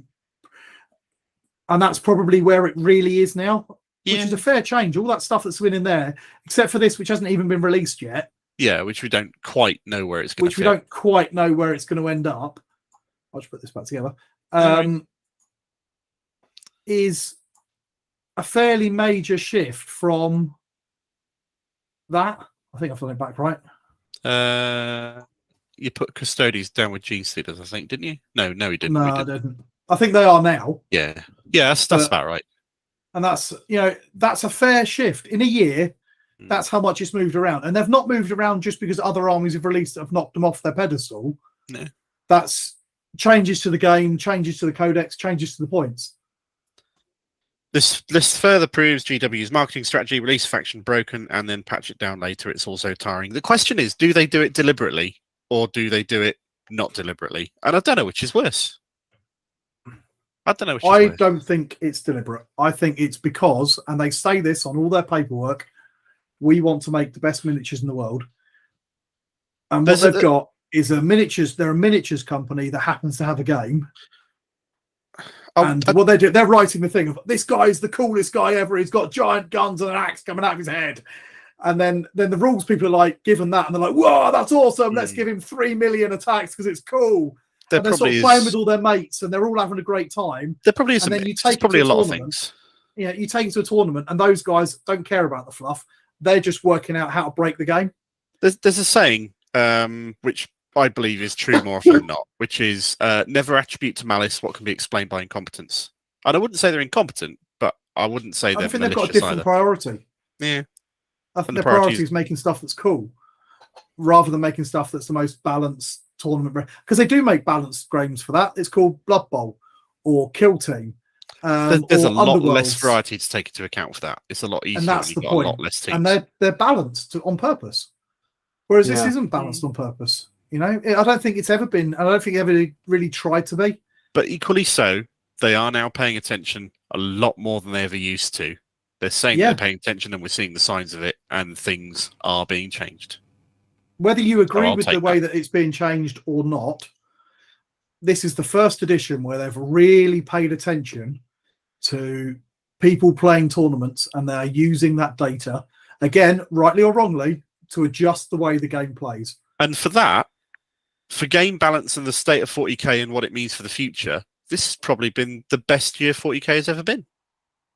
From that point of view, from a competitive point of view, probably. I still feel like I like it though. I agree with everything you're saying about it's the best that it's been. I wish, or I want them to try and further rein in those two numbers. 45 to 55 is too much for me. Yeah. I think they could aim for like 48 to 52. I agree. Saying 5% either way is all well and good. But that's a 10% difference, and that's a huge difference between 55 and 45. Yeah. I'd rather see it being 5% difference between them. So 47.5, 52.5 would be a much better one. But that's also a much harder target to hit. So I kind of get why they may want to just build up to that, which is fair. And it's again, it's very difficult to quantify. You know, we've said earlier about the data that they released, and one of the big problems with that is that that's got no bearing on how many people played that faction, or what the people playing that faction were. I know they said, and I don't agree with it, that the reason Space Marines are doing so badly is because lots of people aren't very good at playing Space Marines play Space Marines. Right. But it will have a little bit of an effect on that. There's also something notable missing from this list. There are no Space Marine codices in here. No, well, car Space Marines. You know what I mean? Yeah. We've had a year without an Imperial Space Marines Codex release. Yeah, if one you really want to get semantic, the Ultramarines are still playing on a Codex so old that one of their stratagems lets you change your tactical objectives. Yeah. Not just Ultramarines. a number of those chapters are doing it as well. Yeah. Which is like... And like Ultramarines Codex is so old that their Centurions can still get rerolls because they don't even know... Their Codex doesn't even know what a core is, which is crazy to think. I mean, an Imperial Fists are a joke. They're such a joke that one of the best players in the world took it to a GW final just to prove a point of how jokey they are. He didn't win any games, right? One thing that is a little bit in their favour of what they're arguing, and I don't think it's entirely true because, like we say, the Imperial Fists and that, they are a joke, is going back to Blood Bowl for a second. Mm-hmm. And the bottom ranked team in Blood Bowl, one of the most lowest ranked team is the Black Orcs, which are the ones that come in the starter set, and the Imperial Nobility, which comes in the starter set, because they're people's first army / team or whatever. They take it to a tournament and they get smashed because they don't know what they're doing. And I do think that has a little bit of a bearing, not a big one. And I'm just trying to play devil's advocate and support what they were saying. But there is a little bit of, I got these guys because it's cool. You know, I've got my club at the school. A lot of kids are playing and coming into 40k. And I've got millions of models, none of which are Space Marines. Because if I bring any Space Marines in, they're the ones the kids want first. We're about a third of the way through what we've got planned for this evening's streaming. We've got 29 people in the chat. Hi, everybody. Thank you for tuning in. Much appreciated. Good to see you. If you value what we're doing, leave us a like. don't know what the fuck I said leaves a life for. Leaves a life. You did say leaves Everybody needs it's a life. like a one-up. Leaves a like. Tony would say subscribe responsibly. I'm going to shut up in a minute because clearly I'm drunk or something and I'm mispronouncing my words. If we provide you any entertainment, please consider following us on Patreon and chuck us a few quid or dollars every month for helping us out with what we do. If you haven't subscribed, please subscribe. We'd love to hit 1,000. We know we're not going to do it this side of the year anymore, but it'd be brilliant. And the next life is mine. You can't have it. Go away. Cheers, Aradine. Much appreciated. Awesome. I didn't want your life anyway. And the next step is going to be looking forward to the massive news that dropped like a nuke today from Warhammer Community. If we ditch that off for a second. Do you want me to do it? Or? I can do it. Or you can do it. I don't care. I'll do it because then you can keep looking at the chat. Yeah, cool. Sure. Go for it. Let's just read through the article because this is just going to fucking mess things up so much. Let's skip through that because that's playing the video through this is not going to be a good thing. So there's going to be an Arcs of Omen detachment, and it's not readily clear, but at the bottom of this article they say you can only have one of these detachments in your army. Does it say that? Because full disclaimer, I've skimmed this, but I've not had time to read it properly yet. So Mark and John are going to have to fill me in on. That's fine. Let's just go through it as it were. As we go, and we see if we can pick up everything as we go and just fill it into how you react and what's going on here. Okay. So this new detachment has been added to the detachments you can choose from to make your army, as far as we're aware. As far as I'm aware from having read ahead, you can only have one of these detachments. It doesn't cost you any CP. It doesn't refund you any CP because it doesn't cost you any. All the units in the detachment have to be from the same major faction because that's how they work, which is fine. And you can choose one of 5 different configurations: a HQ with troops, HQ with elites, HQ with fast attack, HQ with heavy support, or a HQ with 3 Lords of War. And if it's an Imperial Knights or Chaos Knights, you don't need to fill the HQ slot because you can't, which is fine. And then once you've done that, you can fill it with whatever the hell you want from all of the Force Org slots. And did they say this is going to be in competitive play as well? I think this is previewing the competitive play book. Up here, look. Next year, Arcs of Omen Grand Tournament mission pack arrives. This is the chapter-approved Grand Tournament book. And major changes how you muster and deploy your forces.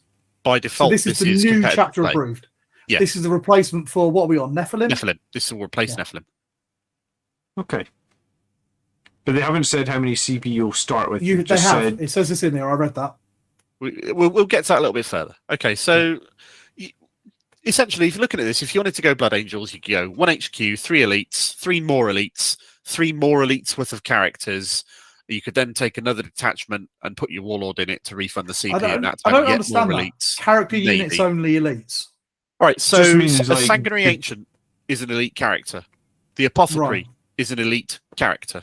Oh, okay. Judiciar is an elite character. So where it says elites character units only, they take up those slots at the bottom there instead of the elites in the main block of the. Yeah. So you can take 3 units of Sanguinary Guard, 3 units of Death Company, a Sanguinary Ancient, a Justiciar, and an Apothecary if you want to. Absolutely. Legitimately and legally within the structures of this detachment. You know what I noticed? Interesting. Oh, no. Sorry. I'll forget it. Doesn't matter. I was going to say, I don't know why you wouldn't. When you could take like a Blade Guard. What's the name of them? The Blade Guard guy with the banner? Blade Guard Ancient. Yeah, why would you take any of the other elites when you've got stunning character like Blade Guard Ancient? He hasn't got a blade. He doesn't have a blade. He can't guard it. I mean, you could take 3 of them now, I think, right? You're making me want to do the tier lists all over again now. Well, we're going to do it as soon as we get some new bloody new Space Marine stuff. Yeah, it's coming next year. Absolutely, hopefully. Okay, so put Lord of War in there. Flyers. That's interesting. Isn't it? There. The Flyers limit was a limit not in a detachment. The Flyers limit was a separate limit in the chapter approved book based on how many flyers you could include. I was really hoping that would go. It might go. They haven't said it's not going. I really want it to go because I don't like the fact that I can't take 2 wingmen for my Thunderhawk. I'm sure that is the sole reason why GW will watch this video and remove it just for you. and that this book isn't already out of printers, given the fact that it's coming out in, 5 weeks. Is it? Has it got a date on it? I didn't see a date. It's not got a date, but if it follows precedent of the last book and the book before that and the book before that, it'll come out by the end of January, which means within 5 weeks or so. Do you know what interested me a little bit when I glanced through this earlier? Go on. The way that it says that we knew a points update was coming. Yep. But it also says a balance data slate is coming. Yeah, yeah. They've been updating balance data slates alongside these.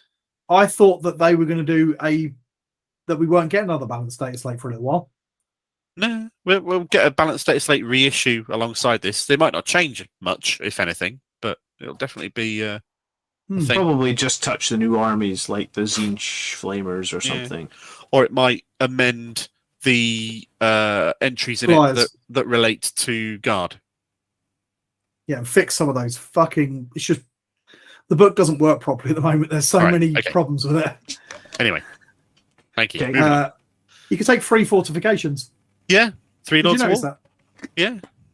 That means you could take 3 of your bastions. No, you can't, because Bastion has the unaligned keyword. It does not have Adeptus Custodes keyword. Ah, okay. You cannot include it in this. You can include Tarantulas, which are fortifications with the Space Marine keyword, or the Hammerfall Bunker, which is a fortification with the Space Marine keyword. You could. Or if you're playing Sisters, you could take 3 shrines. Or if you're playing Eldar, you could put Webway Gate in there. Absolutely. 3 of them. Yeah. And pop up wherever the fuck you want. Literally. That you couldn't fit on the battlefield, but hey, there we go. Anyway. Should we scroll down a bit? Right. There are compulsory slots which feature different roles. They're explaining what's going on with the detachment above, which is fine. Yeah. It's flexible. It doesn't cost many CP. They're trying to open up all sorts of crazy ass builds with a huge flexible build that'll allow you to do anything. I'm quite excited about that because it means that I can run an all Terminator army. It does mean that. And it does mean that when you're stuck there with 3 troop choices, you may be able to just say, well, fuck it, I'm just going to drop one of my troop choices. You can't run an all Dreadnought army unless you can easily add in another detachment as well, which there's no reason to suspect you can't add in another detachment as well, but that's fine. What's the most expensive? Yeah, 6 isn't enough, but... No. Because you'd only have 7 units. You're looking at, 1,300 points, and that's not enough. Indeed.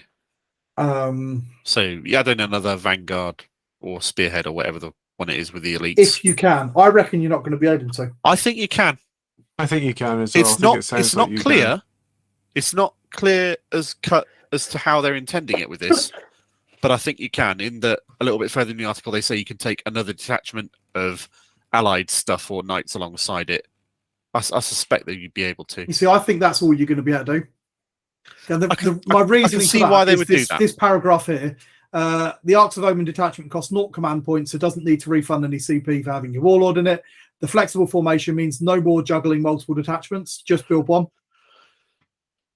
And deplete your precious CP reserves to build blah, blah, blah. No. I just think that to me reads like you're just going to get the one. The benefit is the flexibility of this, and the price is the limitations that you're limited to this, that would kind of make sense to a degree. I might be wrong, but it just feels to me like that's the way they're going with it. Okay. Strategic reserves now cost 0 CP across the board. That's big. That's fucking huge. That's got an asterisk on it. Do we know what that asterisk means? They still cost points. Scroll down to the bottom. It said they still cost points. You still need to pay them. Oh, yeah, the points cost to the unit. I don't think anybody would have thought you didn't.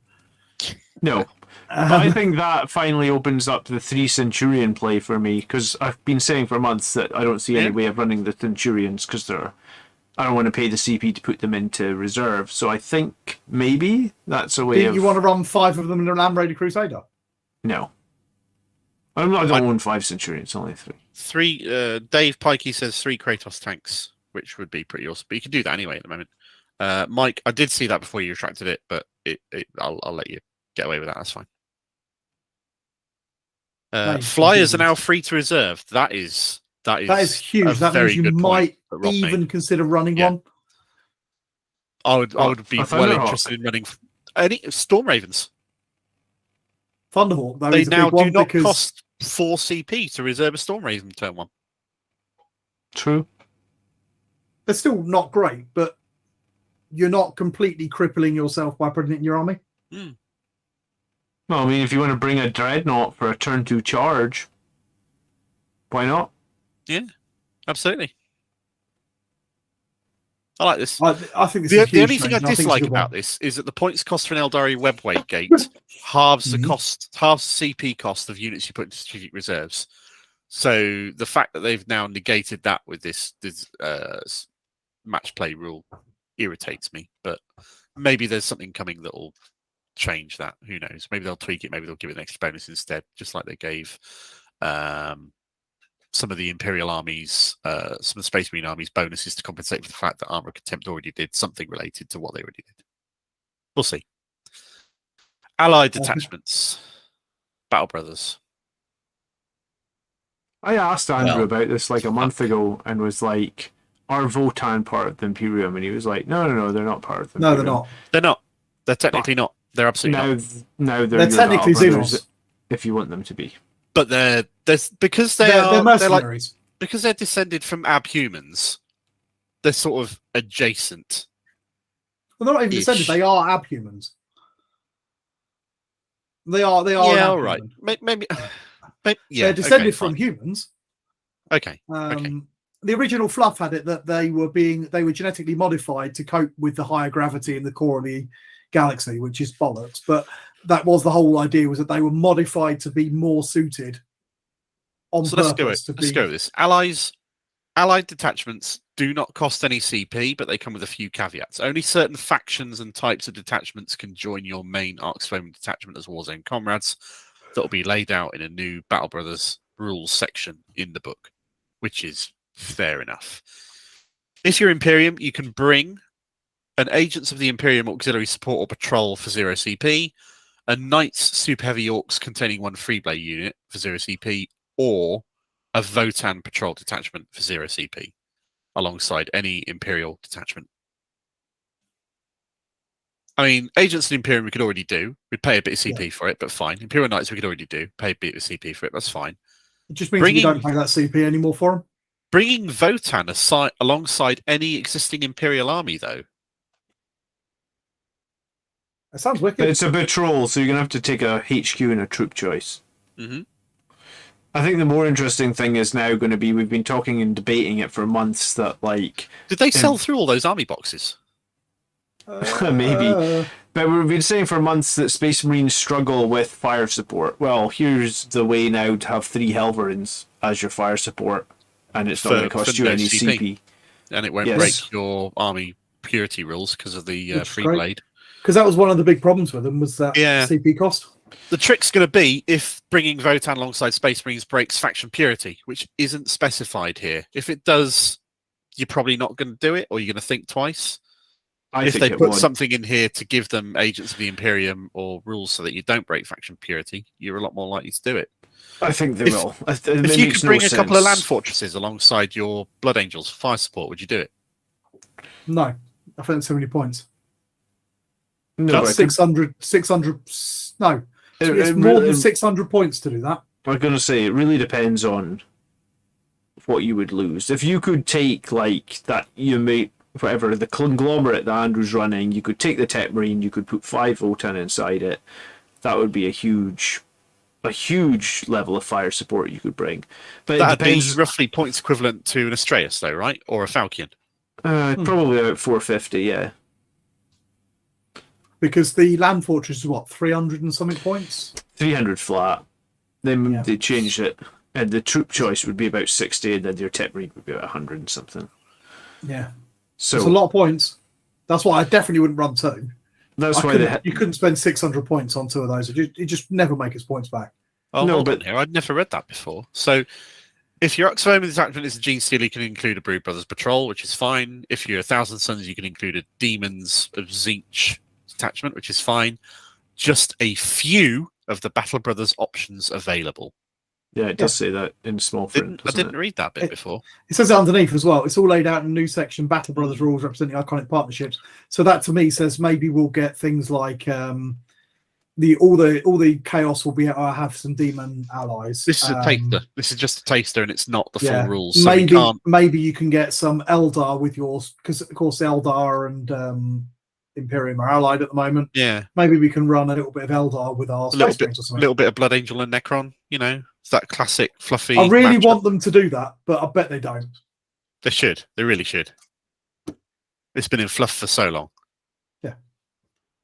Anyway, do you want to scroll down a bunch, starting at the CP you save? Oh, I'm trying to not roll all over the place. Yeah, no worries. Oh yeah. You still need to pay for your warlord traits and relics, so that's not changing.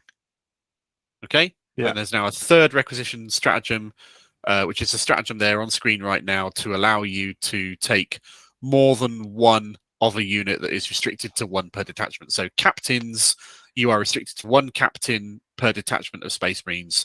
This would allow you to break that and bring a second captain. Which is fine. I don't think there's all that much value in this, is there? It's nice that it adds a little bit more flexibility. There is for Tau, because it means you can bring 2 battlesuit commanders. Can we take 2 Nightbringers? Does Nightbringer have the unique rule? You can definitely take 2 Catan. You can take 2 Catan, you can't take 2 Nightbringers.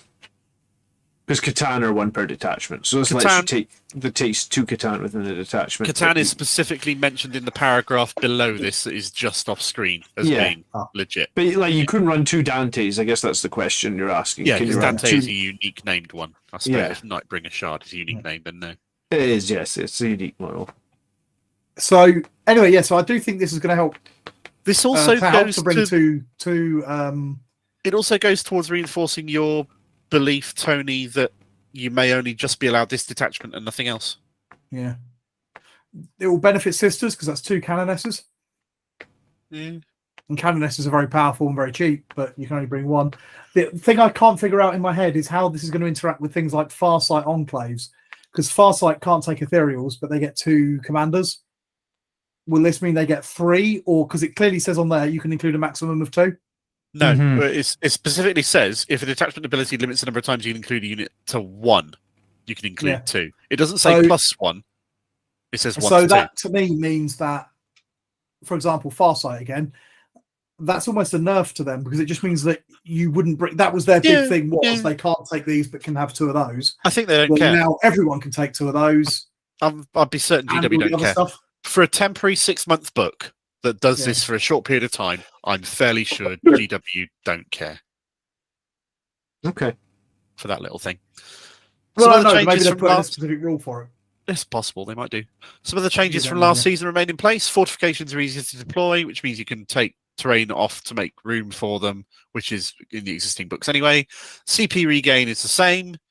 So they've specifically not mentioned starting CP. They've just said I'm CP sure they do regain somewhere is the same. Okay, they didn't mention starting CP because I would have definitely read that somewhere. I was reading that. You didn't, Mr. Russell. Sorry. Omen, blah blah blah. I might be wrong, but I'm sure I read that it didn't. The only thing they said was like it's not going to eat up your CP with this new detachment. That's all they said. Yeah, all right, maybe I'm wrong. It's okay. Pretty sure Farsight special rule is that they can get 2, not 1 extra, same as here. So numbered. Yeah, that's what I'm saying. So I think it's going to be. Reziel says they'll get 3. Farsight has a special rule for this, so a bit of disagreement there. I'm sure it'll be fine. I haven't got the book to hand, so I don't know. Yeah. Robert says Helbrecht, Grimaldus, Empress Champion, and a bike chaplain. Oh my nipples! Thanks for that. Cheers. And dedicated transports must start with the unit inside them, which is. I think that's a good thing. Yeah, it is. Good. I mean, it's a shame that I can't doesn't make run sense that an army of Razorbacks, but whatever, I'll live. Missions are going to be updated to change and provide new challenges, which is fine. The timing on when you score primary objectives has been tweaked. Yeah, that was very vague.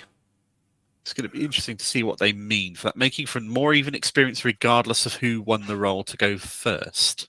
I suspect that's going to be on individual missions. Yeah, probably.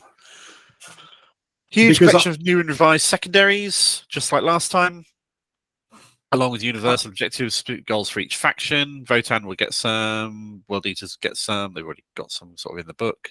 I think if you watch the video, he said that they're going to simplify it so every faction gets 3 secondaries now.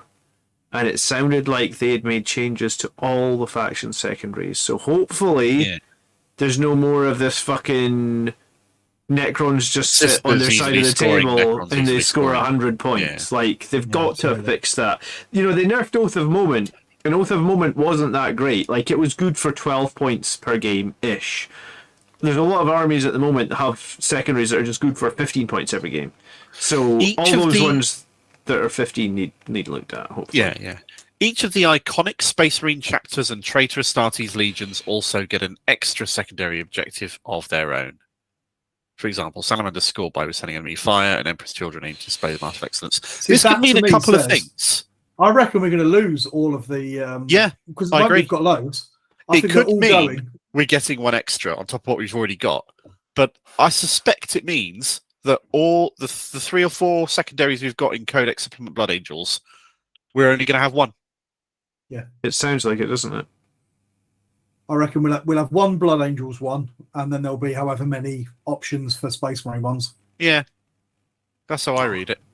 I hope it's Fury of the Lost, because I've just got done building all these fucking Death Company. So that guarantees it won't be. Yeah, absolutely. You know that. You can absolutely guarantee it won't be that. Alright, fuck it. They're not fully built. I hope it's played with Sanguinius, because at least it's cool. I hope it's played Sanguinius, because it's the one I like the most as well. How? It doesn't score any fucking points. Yeah, but it's cool. It doesn't score any for you, because you play wrong, even though you're the one who's a better player out of all 3 of us. So there you go. Well, statistically, at tournaments, it doesn't score points. It's probably going to be the one that is arrived from Deep Strike and kill stuff, I expect, because that's the one that's most generically Blood Angel out of the lot. I think they'll go with whatever they've decided is the fluffiest. Yeah. Okay, it'll be an interesting season, that's for sure. I mean, I'm okay with theirs getting nerfed as long as, like, sisters aren't just going to hold 3 objectives and score 95 points every game. So the last bit then, what's more, a new balance date, like points update are both arriving soon, and the studio will be discussing changes on Warcon, blah blah blah. Probably every week for the next 5 or 6 weeks until the book comes out. There's a stream on Christmas Day. Did you guys hear that? There's been stuff. I don't think there's a stream. There's almost certainly going to be an article or a reveal on Christmas Day, because there's been something for the past few years along those lines. Okay, they've done army boxes for the last couple of years. Have they? That's what I heard's happening on Christmas Day. There's something happening. I mean, I'm not sure there's any like solid evidence for that. It's just an expectation at this point. Okay, I'll be comatose on a turkey coma or whatever. I mean, likewise, I'll be at my in-laws, cranberry sauce, watching the internet on my phone and my tablet, and trying to amuse myself. I expect I'll be cooking.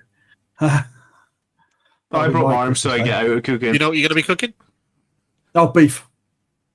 Beef as well. Nobody in my family likes turkey. There's a lot of beef going around. I'm hearing from work colleagues and friends this year. We always do it. We never have a turkey. Likewise, we did duck last year. We did lamb the year before. Yeah. I've got a beautiful big old 3 kilo bit of beef from the butchers. I picked it up today. Nice. So what do we reckon? Big old hunk of. What else do we reckon next year is going to bring us in terms of workshop? Ted? Yeah or no? I mean, if you want to... I was going to say, if you go by what Valrak's saying, we're getting Lionel Johnson, we're getting Dark Angels refresh, we're getting a Blood Angels refresh, we're getting Dante, you know... Oh, fuck that guy. Half of what he says might be right. It's entirely possible. In all honesty, he's great and he does his thing and he knows his audience, but he's very charismatic and he's so much clickbait. He does do a bit of clickbait. I just can't watch it anymore. He's a very successful running his business off of his YouTube channel. Yeah. I think he's right in that we're going to see a lot more Primaris Marines. Well, that's not fucking surprising, is it? Yeah. I mean, knowing anything else, I think we can guarantee that there will be a new Primaris Lieutenant. We're definitely getting the Space Marine 2 video game. Oh no, we're not definitely. We're due to get the Space Marine 2 video game next year. And there's Primaris jump pack stuff in that, so that's impossible. There might be a link in there. what's in serious note? Why the fuck are there so many Primaris lieutenants? What's the point of them? Nothing. Does anyone even buy them at they're this easy to point? build and they sell. Because they're like 20-25 quid a model, and they make massive amounts of profit. Do people actually buy? Like, why the fuck would anyone buy a Primaris lieutenant in the current meta? To collect models. To collect make models. cool Okay. models. If people make a cool model, people buy a cool model. I've got stacks Especially of if it's models here that limited I've run. bought because they're cool. Limited run, cool model, high markup. Okay, I don't get it. I've got boxes. Yeah, I bought this the other day. I'm just showing that. Yeah, I mean, I think it's good. No, I don't think it's cool. good. Another I'm Primaris unlikely to play it lieutenant, much, though. but it's fucking cool. That's why I bought it. That's why anybody buys their lieutenants. We've had a year with no Imperial Space Marines codices.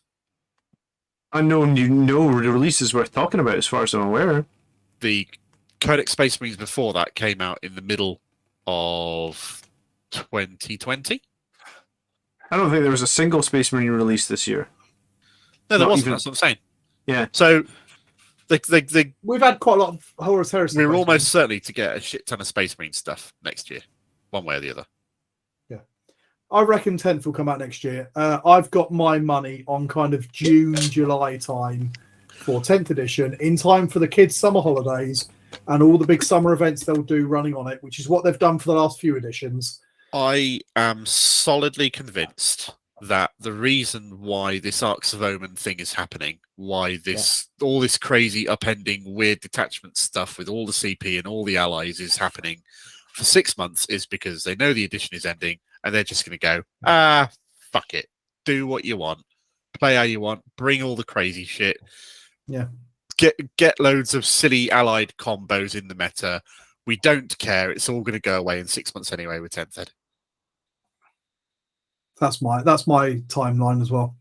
All right, Mark, you just win the proverbial hammer. So if you are right and that happens, what do you win? I don't know. Everyone that's watching right now is to buy Mark a beer next time they see him. Yeah. The internet gets to say, I am right.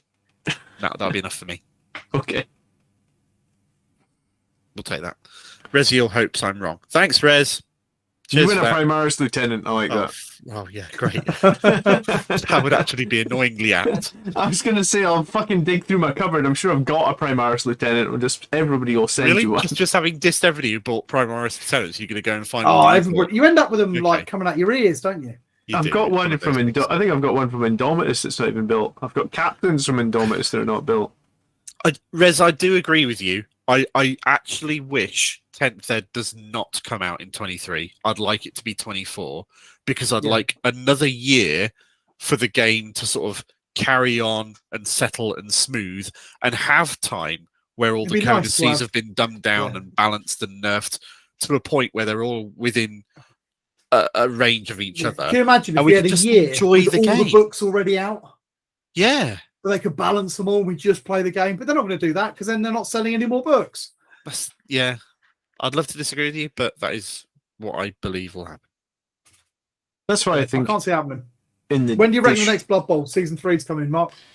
Another year, maybe 2. 2024. No idea. Yeah, they'll do another 2 or 3 teams next year, and it'll be fine. Oh well, it's going to be a busy summer because I'm buying that Star Wars Shatterpoint. Yeah. So if there's yeah, it'll be good. if there's new Space Marines as well in the summer. Oh well, Mike, saying 10th Ed will be the end of 23 is all well and good, but for the last 4 or 5 40k editions, they've released them, and Age of Sigmar, they've released them in the summer. I don't think they'll release them at the winter. There's too many shipping problems, especially in the UK. Like half the fucking country's on strike. You can't get anything delivered. They're not going to want to. They do it because it's for the summer, and they do all the big they're not summer gonna events for all the kids. And then people get into it in summer, and then they can buy all the Christmas gifts over Christmas. Very true. Yeah. Tezab asks, I'll tell you what is Flyers going to be interesting. viable now? Well, I mean, they're going to be cool. Well, but it's you going don't to be have more viable. Whether they're actually viable is a different question.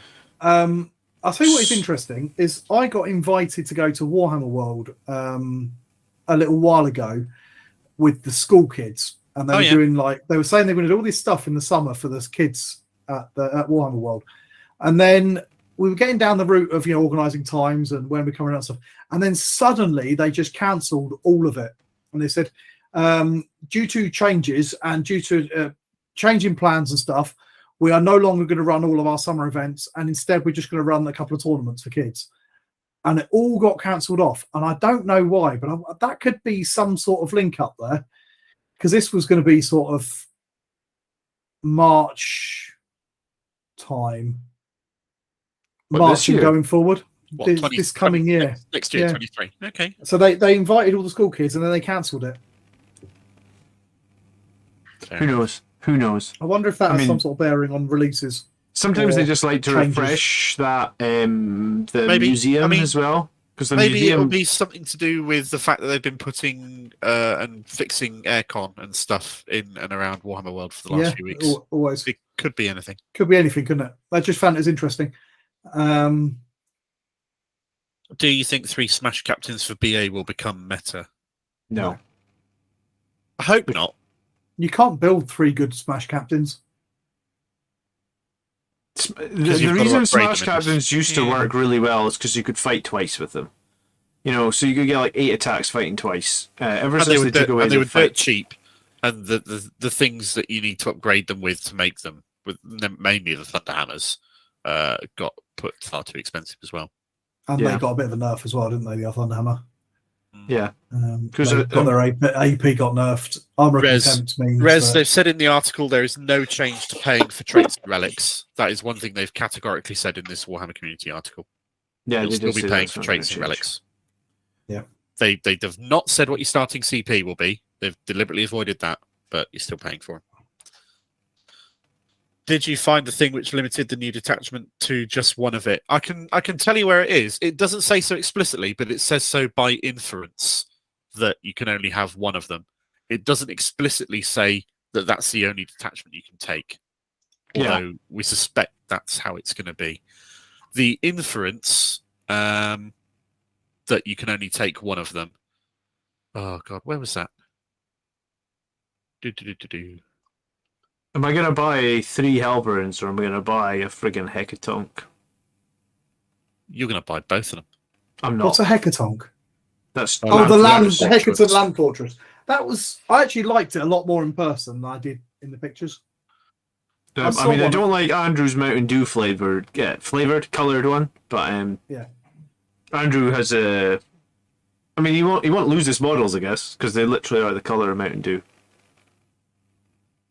Here we go. So just above the heroic support stratagem image, the paragraph there says a number of things, including many powerful leaders can only be taken once per detachment, and with only the 1 Arcs of Omen detachment available, you would be unable to take more. Fortunately, this strat lets you double up, blah, blah, blah, blah, blah. So that's it there, isn't it? There we go. Wow. The line starting with many powerful leaders, with only the 1 Arcs of Omen detachment available. That's where I got that from. Yeah, you're only going to be able to take 1. That's pretty clear, that. Yeah. Do you think lists with over 3... Yeah? That also implies that I'm right then about only being able to take the 1 detachment, because it says here, many powerful leaders can only be taken once per detachment. You'd only be unable to take more. Yes, you're right. That, I see what you're saying. That backs up my inference earlier that if you go this detachment, then that's all you get. Yeah. If they'll even allow you to take an allied thing on top. Will this book make it so this is the only detachment you can take, that you don't have choice of taking the other detachments? That would be interesting. I think it could, you know. I mean, for the more you say that, the more likely I feel like you're right, where it's just like they're just saying, fuck it, this is the last season of 9th. This is your detachment, you take this. Go a bit ham. Yeah. And I don't mind that, actually. I've been saying for a while. Imagine how much money they're going to make if, for 6 months, they just shake everything up so that you've got to buy a whole bunch more models and units to make your crazy-ass allied detachment plan come off. Yeah. That's only going to be there for 6 months, but you're still going to do it. I'm going to run 2,000 points of Terminators. Custode Terminators or Marine Terminators? No, Blood Angels ones. People will buy more units that they wouldn't otherwise want in their collection. It's going to be, 3 units of assault terminators, 3 units of regular terminators, 3 units of relic terminators, terminator characters. Well, I think you'd only get Golden Dreads. I was going to say you're only going to get So you're gonna you could do it if you made 10-man squads and combat squaded them. Yeah. Grant Etienne asks, do you think lists with over 3 characters, up to 4 HQs and 3 elite characters will be relevant? That would mean you've got 7 characters on the board. So if you do that, you've got to work off the basis that your opponent will max out on Assassinate. And if you accept that and work off that, then they could be. Whether they'd be winning tournaments, probably not. But they'd be fun to play. Yeah, and it could be fun. You probably win. You'd probably class as a skew Gatekeeper army by doing that. Yeah, there's some armies that you could probably... like, if you're playing against, like, toughness 3 enemies that your characters can chew through, then maybe you can win some games, yeah. Tezab, with the increased character count, doesn't this open everyone up to the Assassinate secondary? Assuming Assassinate is You haven't got to take those characters, though, have you? You don't have to. Assuming Assassinate is not drastically different from how it is now, yes, it does, if people take them. If people take them. Yeah.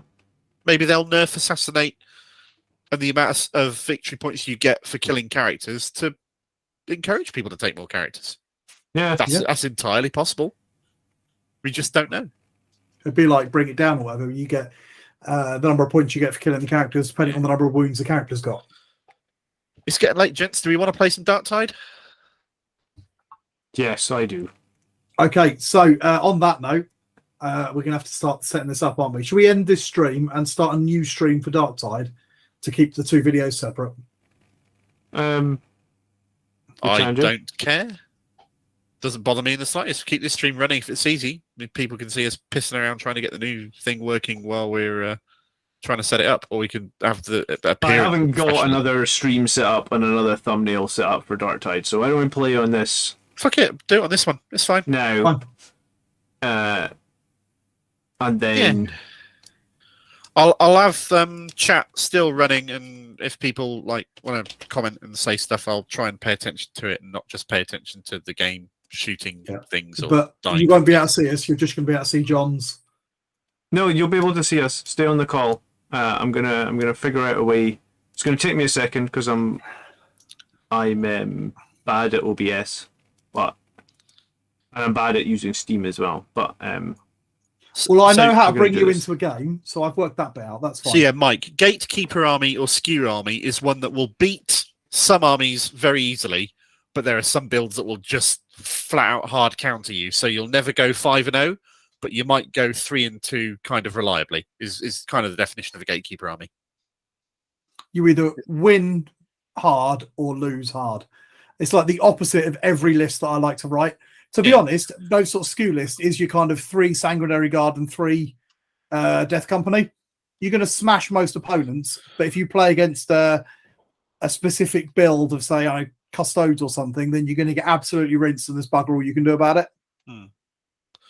Are we going to invite Carter onto the call? Carter's one of our Patreons. We've met him at Warhammer World. Carter? Tony knows him fairly well. Oh, yeah, Carter, yeah. Carter, whatever. Do you want to invite him onto the call so we can, talk and stuff? We can. I will invite him on now. Hang on. I'm going to try and invite him on now. He says. I think you guys misunderstood the character thing, says James. If you want to explain a bit further, please do, James. I'll try and... yeah, we are listening to you, buddy. Try and get it a bit more. Reziel disagrees with Tony's Blood Angel example there. These BA lists are not gatekeepers. No, but they are skew. And I'm saying there's a difference between skew and gatekeeping.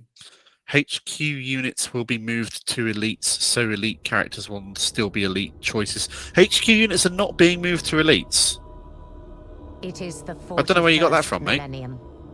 No, HQ still exists. For 10,000 years, HQ is still HQ. HQ characters are still HQ characters. The only thing now is that characters that are elites occupy their own little area of elite slots. Alright, my game is loading up. Yeah, I'm logged in. I might end up losing my picture because my little laptop probably can't cope with streaming video and playing games. We shall see. Okay. Opening the option to take 0 troops at no CP cost is indeed a massive change. That's true, Brent. You're absolutely right. Absolutely right. What did you say about no CP cost? The Arcs of Omen detachment has got no CP, and you can choose as a base to have an HQ and 3 elites, no troops whatsoever. Yeah, but then you have no obsec. So I mean, yeah, but you're in Rights of War, so no big deal. I still think that OBSEC's overrated. OBSEC's useful. I don't think it's useful enough. Dead men hold no objectives, and it's in no way good enough to compensate for the shit that most Space Marine troops are. And there's Kata, but he hasn't got a video. Hello. That's okay. Hello. Hey, Can dude, you hear you're us? Yeah. Can you hear me? Yeah, we good. can all hear you. So Alright, how do we? Oh, fucking A. I need a second. You're the one that come up with this fucking idea, John. Yes, I forgot. I have to launch the game via Steam Big Picture mode because I'm playing with a broken arm, and if I don't launch it with Big Picture mode, then my controller doesn't work. So, who knew? Technology. Yes, exactly. Great. I'm going to plug my keyboard in. Because I don't understand. otherwise I don't change anything. It's not like I've unplugged my controller. The controller just doesn't get detected unless I launch the game from Big Picture mode. my retro style keyboard doesn't like running on battery, so it might cut out, and I might have to plug it in. Okay. Yeah, I think OBSEC is necessary. So I think you can run I think you can run less troop choices now. Like maybe you can do 2. But I think I want to try that list that guy ran with the Thunderhawk and 2 Australians. I've balked my display. I'm just going to log out and log back in again. I think 2 Australians and a Thunderhawk would just be a great. For 10,000 years. Oh, all right. So we're all having problems getting this game to work. Darktide's doing something for me. My screen's gone blank. Okay. All right, I'm back on full screen again. Excellent.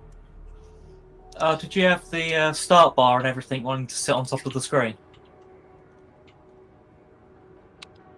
Oh, Who it's you doing asking? something. Anybody, I think. Don't think so. Is this working? This is. That's You right. played long enough to get an extra helmet, did you, John? You played longer than I did then. How do you know I got an extra? Oh, you seen it on the stream? Yeah. Oh, I literally got to level 2. I played 1 mission on Saturday night. Oh, it just last means week. they must have made it more accessible with the real game rather than. I have no clue. I got. To I level thought you 4 were going to during be quite high level, Mark, because you kept telling me that you were playing it.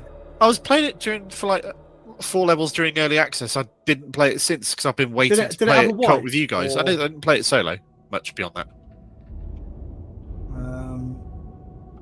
This is always a means to playing co-op with you lot. Yes. Okay. I need to set up my audio because I've got too much of it at the moment, and I Right. won't be able to hear anybody speaking. Okay. Well, I'm And here. the music in this game is fantastic. It is. You're not wrong. Right. I got an invite from Okay, you, right. Mark. 1 second. Yeah. I'll just accept. Cool. I'm just going in. Do not shy the hopeless fight, for endeavour is its own reward. There you go. Okay. I'm endeavouring to get shot.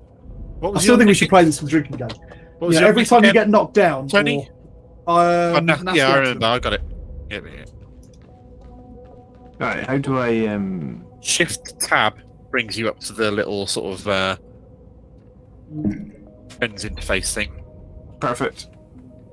So we all streaming then? John's streaming. John's the only one streaming. Yeah, I know, but can people see what we're doing, or because they'll only They be able to see will. his stream. And They'll they able to only his see screen. John's screen. They will whenever I can accept this damn invite. I'm still on that screen where you just saw. Why has this game got such long loading times? Don't know. It does. If you can't get the invite to work through Steam, if you go in the escape menu, you can join through there, it looks like. You go Okay. escape, social. Yeah. I see. That's. Want me to reissue? Perfect. I can reissue the invite if you want. And then if you go to the friend, I found it. I think. Oh, Join right. strike team. Is that right? Yeah, do that. There we go. Got it. All right. Thank you so much. All right. I'm in the strike team. I don't know how strikey I am. I mean, I'm fucking level 2 noob. Well, we're all within like 3 levels of each other, so it's not going to be a problem. I couldn't work out. Oh, one unread message. One unread message. How do I get the message up though? Shift tab. You accept an invitation. Yeah, Right, got okay. it. Oh, Am I in? Yeah, you're in. I've got. So Tony's at 7. Cart's at 5. Do you want us to call you Cart, or would you prefer otherwise? don't mind. Not fast and sliced. No worries. It's just more about saying your name out loud on the internet for other people more than anything else. That's all right because his name's put on the stream. Yeah. Oh, okay, fine, cool. Good, it means I can call you Chris. Cool, let's start this shit and see how it goes. So we're all in, but I think we can't see each other till we've played a mission together. Is what I reckon it works. So we're all Okay. on the thing now, and if we log into a mission, then it will bring us into the same instance. But at the moment, we're on different. There you go. And we're on different instances of the spaceship. Yeah. I've picked a mission for us. Yeah, we're in. I've we're set in. it private. It's just We us are- 4. Let's do this shit. So Well, we you've all got. got fucking swords, and I've just got a shovel. There's some And a got COVID helmet, face guys. mask. The shovel's awesome. But look, he's the only one of us that's not getting COVID. Oh, hang on, who's that? Oh, no. Yeah, he's not getting COVID on the ship. So We're we've not got socially distancing. we've got a psyker, we've got a melee preacher, and we've got 2 shooters. And we've got no Ogryns. So we're fucked because we've Shovel got and no a gimp mask. tanking. You're not wrong, James. She's got a shovel and a gimp mask. You have as well. It's the helmet. Oh, brilliant. Bring out the gimp. He's sleeping. Well, we know who's going first then. Yeah, go on, you. gimp. What's So there we are. I think I need to turn the music down because it's a little bit overpowering. I've got you now. Hello. Can Right, I okay. knife you? No, I mean, you can try. we can't knife each other. Right. Mark, your hairstyle looks very like you came like a warrior priest from the old world. That was kind of behind my inspiration. I'll not lie. I can't remember how to play this game. Well, there's no map, so we're just going to explore our way through this place, kill as much shit as we can, and hopefully not die. I'm a psychic man, which means that I'm actually a bit rubbish. But All right, that's great, good. My only experience of psychers in this game is that the one time there was one in the group, they just kept exploding themselves. it's really easy to blow yourself up. Is there something up here? That looks like. Oh, there's bad guys up here. Right, still one. Hang on, pop it down. Boom. Have this. I'm gonna knife you all, you bastards. Come and have a go if you think you're hard enough. I'm not very good with a controller, I'll just throw that out there. Oh yeah, that's the excuse, is it? The next I'm thing you just say sick you've of got like a games. broken arm or something. Yeah. I mean, I tried to use the broken arm when I was playing on stream last night, like actual 40k. I mean, you can't really say that your broken arm's affecting your dice rolls, can you? There's going to be some like objective that we're supposed to be doing, but I'll be fucked if I know what it is. As far as I can Listen. tell, it's you kill all the heretics and eventually it will say you've done something important. Woohoo! That's cool. Occasionally you have to move the thing, but you have to have the Ogryn really to move things properly. You don't need the Ogryn to move it. Well, yeah, but the Ogryn can move it at full speed, and everybody else has to move it like walking pace. To flow control. Is there a jump? Is there meant to be actually a jump button here? Yeah, spacebar. And I if you- rebound it. I don't know what my jump button is. Well, that was your own stupid fault. Oh, Well, hello, shit. there's a hole down here. What's in this box? Ooh, I like Anyway, holes. There's some bullets there if anyone needs them. Yeah, I but haven't got any guns. always need bullets. Oh yeah, bullets. You could have a Right. gun. I can, but I've got a magic stick instead, Alright. Okay. which just makes my head explode if I try and kill too many people at once.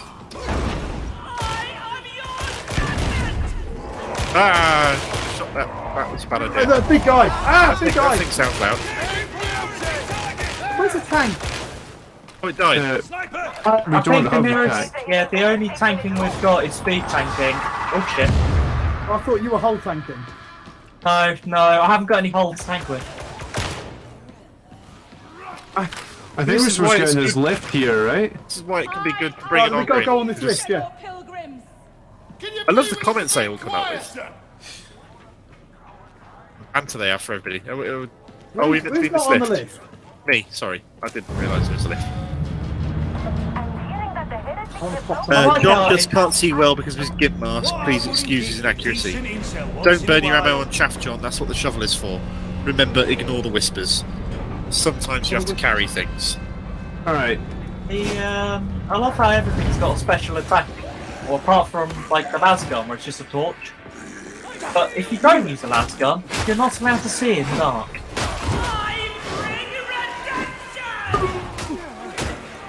I've got a magic stick. I mean, my shovel doesn't do much damage, I think. Melee kills also fill up your top energy bar as well. Because I think Well, that it's just only on filled up when you're near each other. It also fills up melee kills and a few other bits. Yeah. What the hell is this? Coherency is one thing. It's not the only one. I picked I'm something just going up. to jump down here. I'm not really sure what it is. Off. I see, that thing we're meant to pick up. I want to get a no, chainsaw, no, man. Oh, that's a power core for the. That'll fill up Katie the could do headache that. kit. Yeah, I'll just go and plug that in. Oh, is it up there? Yeah. Oh. Oh, no. I've already jumped down. We can't go back Yeah. up. Alright, well, I'll use a medical service station then, because... why not? Ah, someone's trying to stab me. Sorry. I'll have I mean, you. the NPCs don't seem the smartest, right? This is We are playing on, level like, 1 easy difficulty. Oh, are we? Yeah. Is that because I'm such a low level? This is not No, a because hard we no. picked it. We just picked level 1 difficulty. I just picked level 1, so I have no idea how well we're going to do. And I don't I want to see. hit on the hardest difficulty. Well, How we're many difficulties definitely are gonna there? do this.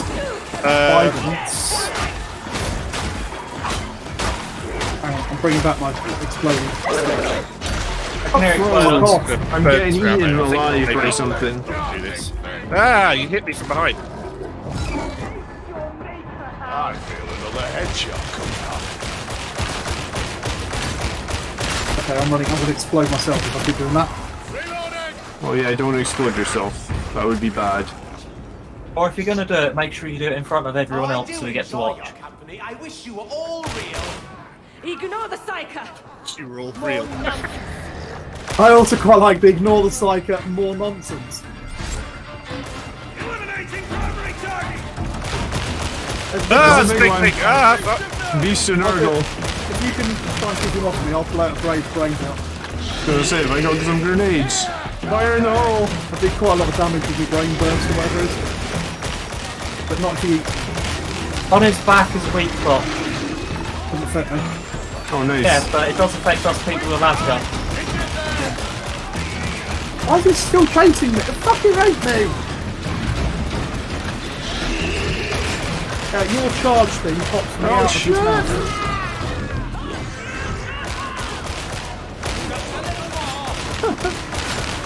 Have this.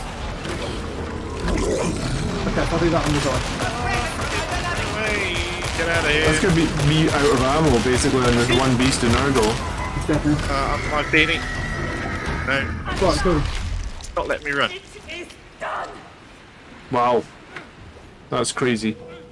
I need to look up what I rebound my jump key to, because this is not helpful. Yeah, because jump is also dodge, and that's vital for not getting murdered in melee. Oh, and is dodge the same as jump, is it? Okay. Yeah, you Okay. dodge sideways, and you jump if you're forwards.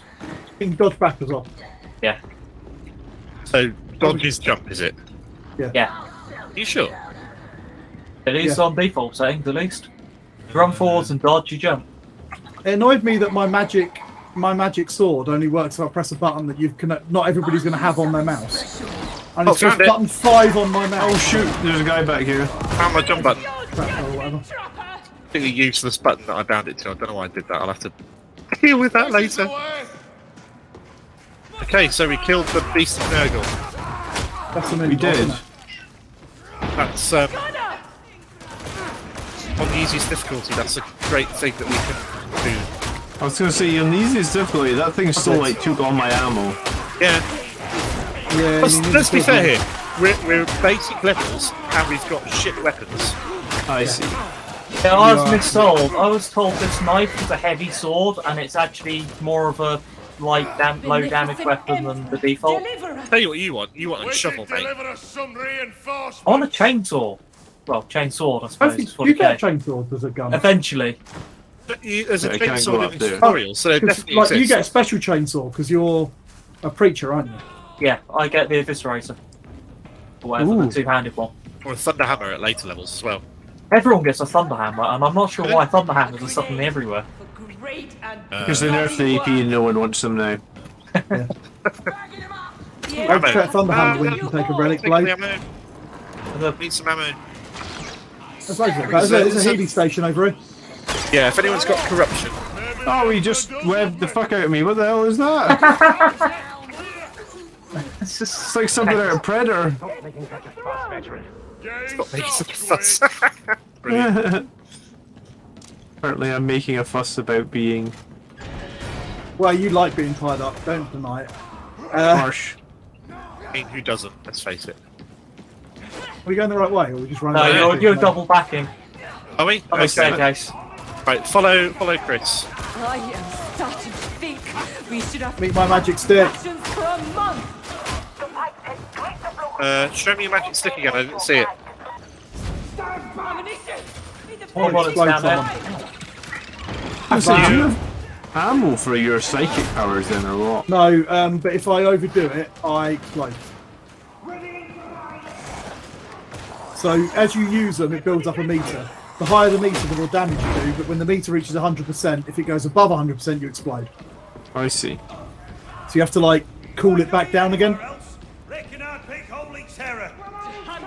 So, and I've got my brain burst will instant kill most things, but not big stuff. But big stuff, it will do about, I don't know, 15-20% of their health, even that beast of Nurgle. But if I get hit while I'm trying to do it, it Oh shit, that's me John. doing it. I should stop slashing up John. That's probably a bad idea. And this magic stick lets me make these like explosion things. But John just looks like a bad guy with a gift mask and a shovel. I was gonna say, I feel like a bad guy with a gift mask and a shovel. You do look like a chaos cultist, it's true. I'm probably still wearing like prison garbs as well. I keep opening these chests, but there's half the time there's no fucking ammo inside them. Whoa! Are you maxed whoa, out? doggy I boy. got you. Cheers. Am I maxed out? No. I can hold about 400 rounds, I've got like 100. Why is it exploding? Oh. That was a bomb chest Nurgle cultist. A medic cognizant once told me I was delusional. Can you believe that? So I made him go away. However, did you Get back in. It's the Why am I on grenadier. fire again? There's a grenadier that's being annoying. There we go, I shanked him. Although I'm now running away. Right, Run away, run away, run away. Yeah, okay.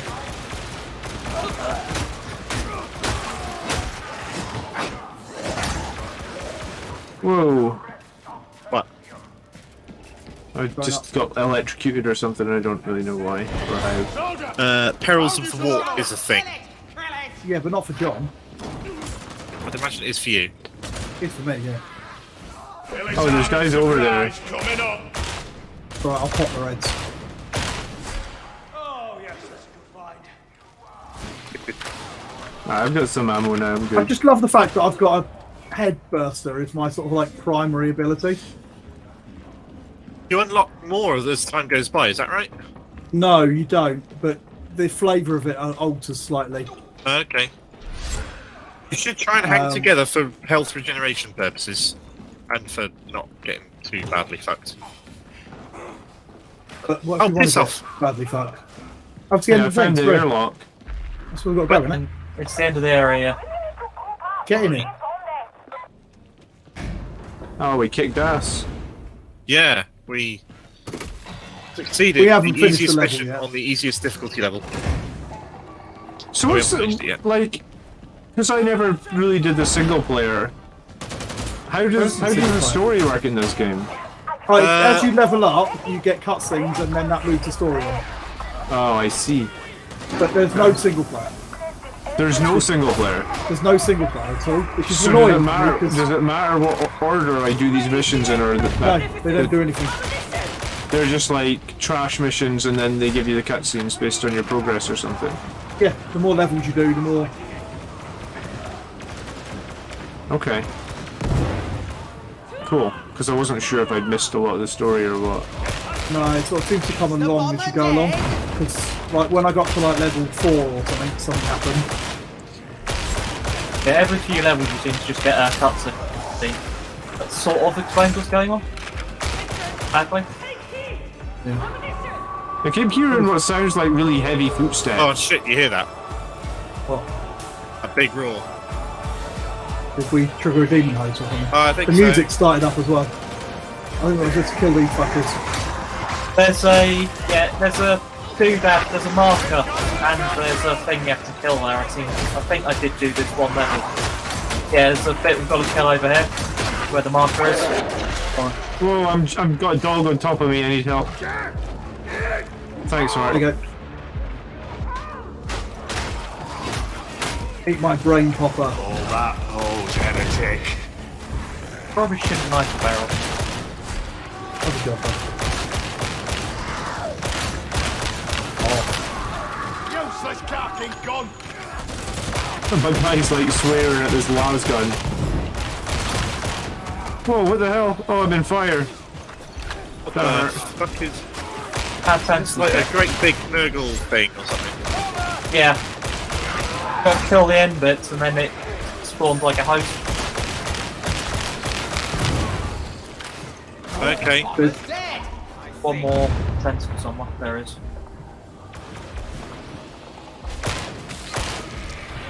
And now over in that corner. I see. Yes, beloved, they keep hitting armor. Grenades here if you want them.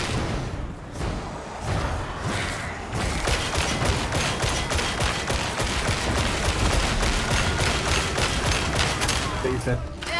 Are there any more? I hope not. There's a sniper somewhere. I'm low on ammo again. Doesn't take long for me to go through like my ammo. It's because you're supposed to use your sword on the Your trash melee, mobs, yeah. and Remember then... your special ability as well. Haven't you got like unlimited grenades or something? I mean, I can throw grenades, yeah. I thought you had like some sort of special thing that does damage. Yeah, No, it makes you shoot better, more accurately, and do more damage. I think. What's this? You're up, yeah. I'll get you Stop out. the deck. We'll get you out. You got netted. Oh, good. Fuck off. If we gather up at the Next objective. objective, I've got a healing item at the top. Everyone. Awesome. Okay, cool. No, let's gather up then. Yeah.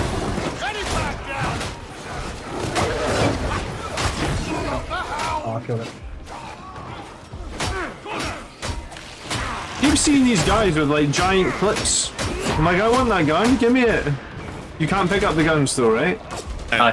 No, you can't. I think you can only really get weapons by buying them. That's exactly right. I've never found an item.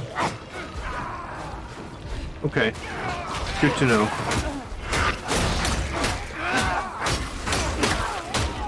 What are you doing now? Smashing all the little thingies. Those bits. Oh, sniper. Oh, shite. I'm on fire. I'm running away. That's probably inadvisable. I'm gonna die if I'm not. Oh, that's fine. Watch out, grenade. Bomber after me. Where is everybody else? Why am I running around on my own? I don't know. I'm next to the objective. I'm on the other side of it. But yeah, there's. Hey, here's an ammo crate here. Cheers. That was good. Do you guys need ammo? I've got an ammo crate here. Oh, I'm full ammo. Ooh, I like full ammo. There we go. Call the elevator. Okay. Where's the elevator? Back to the centre of the room. You're watching my screen, Terrence. I'm playing with a controller because of my broken arm, so if I'm sucking, you'll know why. Don't forget to use the healing item if you are Plus, very much there's a outy. med station here now. That's There's a point. sniper somewhere. Sniper's dead. If the soldier uses their special ability, snipers get highlighted in kind of an X-ray vision. You can see exactly where they are on the screen. Laugh this off. Oh shit, that's a lot of zombies. Yeah, we have to stand here or something now on guard. Oh, the elevator's here. Get on the elevator.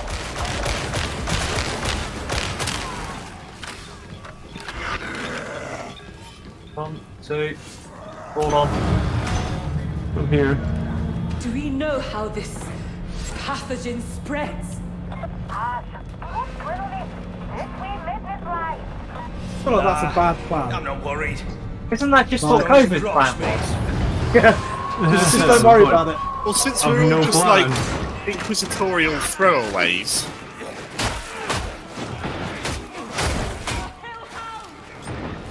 Oh shit, Great guys. plan for the Inquisitor. Hang on. Someone die. Oh, Oh, I got it. Okay, sounds like. Oh shit, that's a lot of. Took a lot of damage there.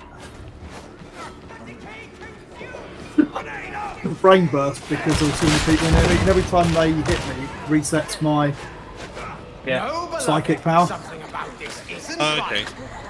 So I can only do it if I'm left alone to do it. You do well to listen. I can kill one of the dogs in one hit, but They don't take it too much to just shoot.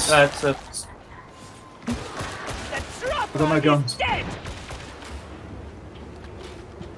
I've been wondering why I set my weapons to weird numbers that aren't very useful. It's because of my mouse. Now I can actually make use of them. That sounds like a lot of zombies. We're surrounded! Something big as well. Are we? Found a security door. If you guys want to run away. Yeah, if you Boys, can. boys. This is not a security door.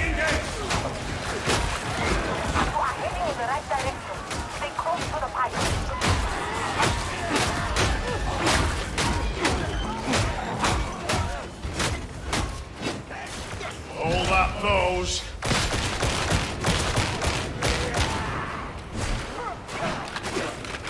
It's gone very still. Oh, it's because he's dead, bro. Yeah. Funny that. No way back up. Fracking. I threw a grenade at a mob.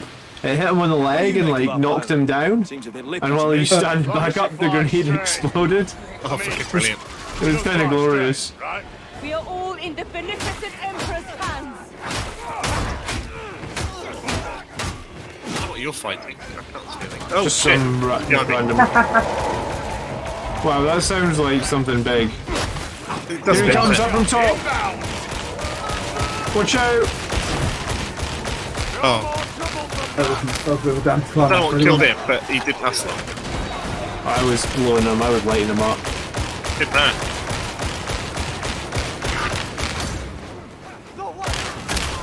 Reloading. Off. Where's that coming from? Getting shot. I don't know where from. There's a couple of very cheeky auto guns about down low on the slopes. Taking them as much as I can.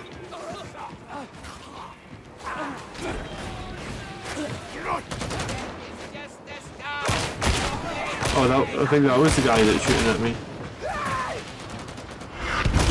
You fucker.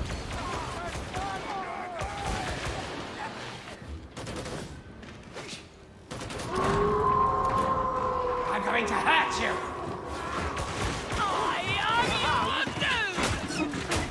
Oh, the dog thing. Nice. Horror somewhere. Down here Right. at the bottom.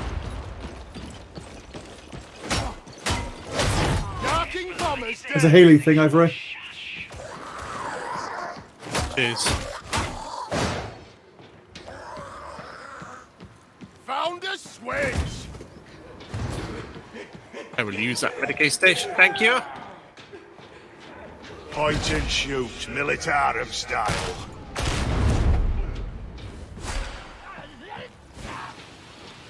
Alright, I think through this door down here. Yeah, it looks like it. There's definitely stuff to kill down there. Greatest weapon. Are you sure? My ballistics. The game does feel a lot like Left 4 Dead, doesn't it? It's based on that kind of sort of the model. Yeah. It's 4-player co-op, you can get right down to it. It's good fun though. Another region dead. A lot of empty loot boxes still, you know that? I've noticed that. Maybe they get more full with stuff at higher difficulty levels. Taking a shot. Oh, big one, big one, big one. The Emperor's mercy. I used to try and stab the big ones, but it doesn't ever end well for me, so I've stopped doing it. Behind us.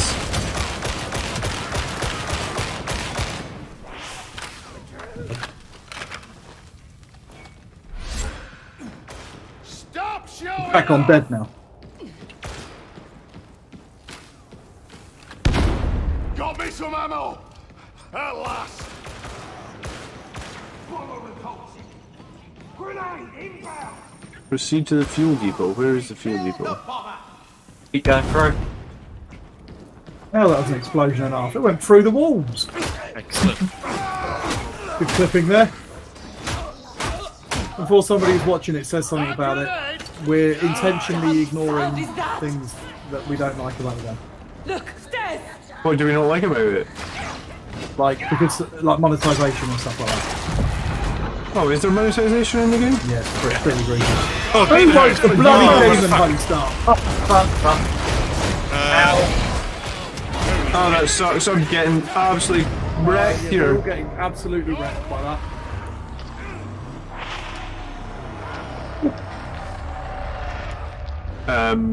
I'm like being psychically interrogated, it looks like. You are, yeah, you're fucked, mate. Oh, I'm dead, am I? Am I dead? That's what, that's what the Demon Host does. Oh, You can defeat it, but It's you need to really be like hard. shit hot as a team. It's designed to basically turn up, nuke one of us, and then go. Yeah, but if you don't damage it, it won't attack you. So if you see it just sitting there and ignore it, So we now need to find John and free him. yeah. But I suppose Or, in some you ways know- that's quite good because he can jump around looking at all of our screens now. We can As just the one leave, that's streaming? just leave John alone and just leave to his fate. He's popped up on the map. I'm being guarded by like one guy who's got me tied up with my gimp mask. He's really Nice kind of to meet wearing a gimp mask as well, to be fair.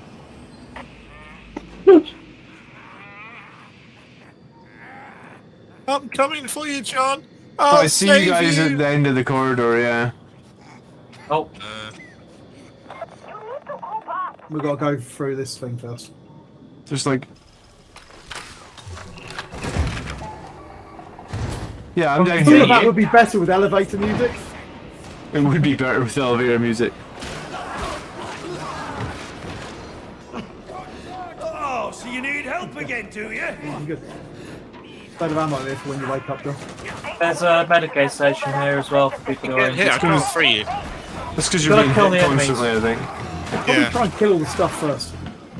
Kill the immediate surroundings. Abandon us, Templar. So yeah, Alright, I'm back. Degenerate. Mr. Shovel himself is back. Thank you.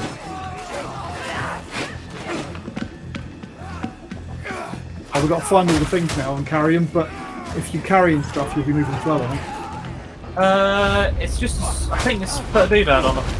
Yeah, it's Yeah, put, Oh, you yeah. just meant to like plant a memory stick on it or something. It's like a skull memory stick because it's edgy. Like a servo skull or something, I guess. Big roar there. I'm going to go with USB. back to where we came, many friends.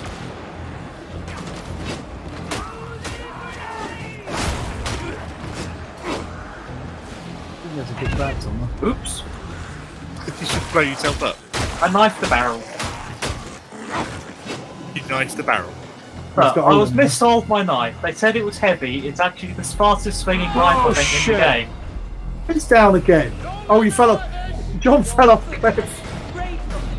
John, you're hanging on there. Hang in there! Hang in there!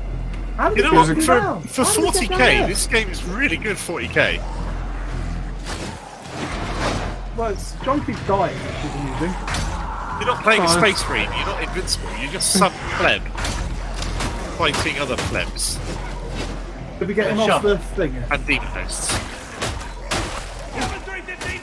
I didn't realise that I couldn't just jump down to the next level without...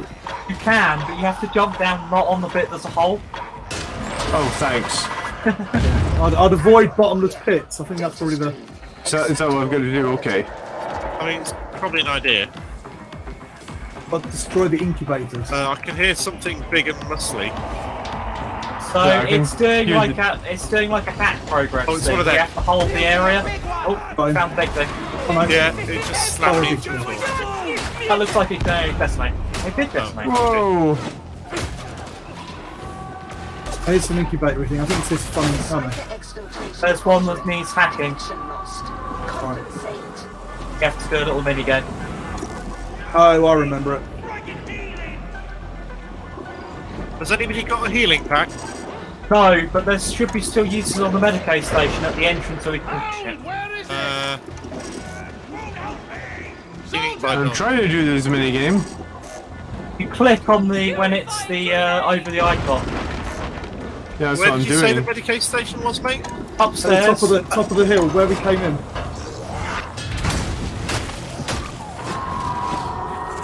First iteration complete.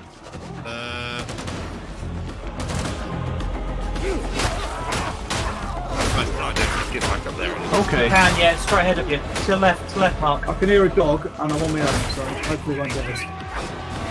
I see it, I see it.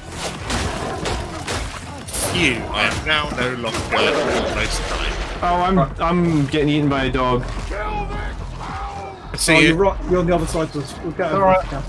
I'm gonna get you. Power of Lasgun. By the Arrow power blast of gun Glasgow, compel and I can tell you, yeah. Fortunately, that was the last pair of batteries. Has anyone got any double A batteries? Where's the thing we're supposed to be doing? Over there. Right, we gotta go up one level, I think. Oh, I've got it. I'm here. You found If it? you, you need to get up to him as well, though, because if you get Oh, attacked yeah, because I'm whilst it's getting going attacked by that giant thing that threw me over a cliff. But amusingly, threw me to a place that he can't get to. on, you can get there quite happily.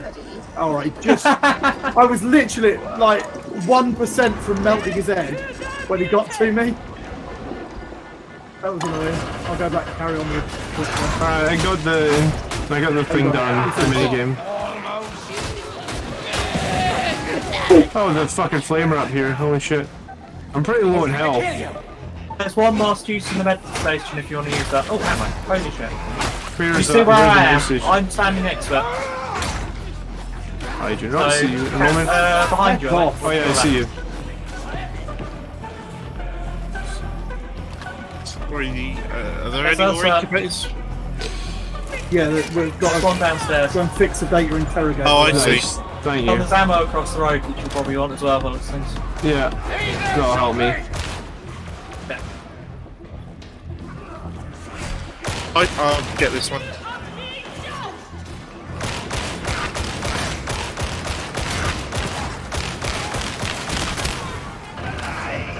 Got the last Jeez, one. oh. Nice. What's this guy doing? Or the next one at least. Mission imminent.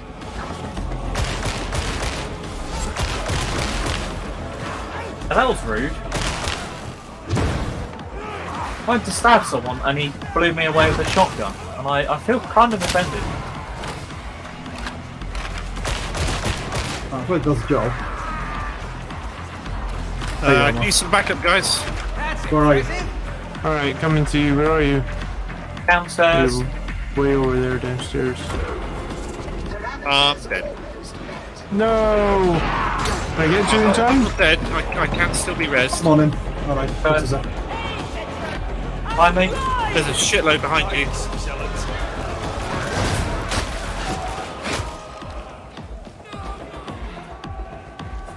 Right. So hold on, we destroy the incubators. Are we doing this, or are we? Yeah, One yeah. more hack. Oh, I see. I'll get the hack. I'm behind you. How do you wave I've it? got it. Just Wow, cover me. there's a lot on this stairway here.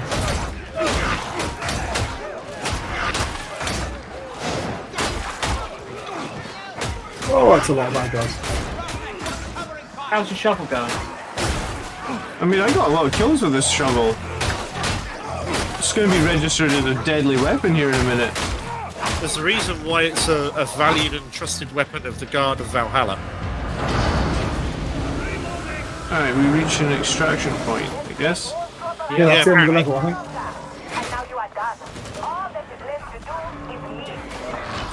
All that is left to do is yeet. Run away. Or leave. I'm not sure. Run away! Run away! Bravely run away.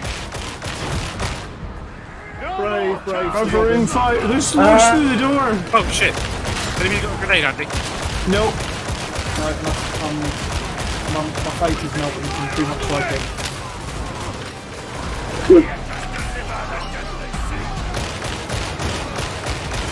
Grenade there would have been useful though, for sure. It would have been, but it's too late now.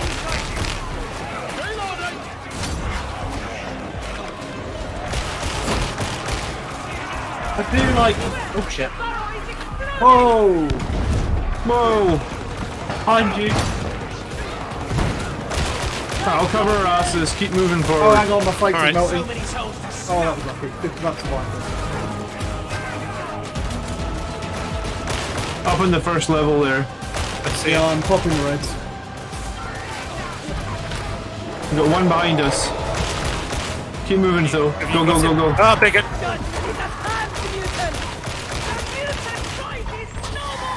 Doesn't take a lot of hits, does he, this bigot? Oh, We're on that tough. difficulty. They're only like a standard special enemy, if that makes sense. They're not like a mini boss or something. Alright, get They're into same the heroes. lift at the end of the hallway. Go, go. You're all in? Yeah, let's do it. There we go. So we do it. Oh, that's cool.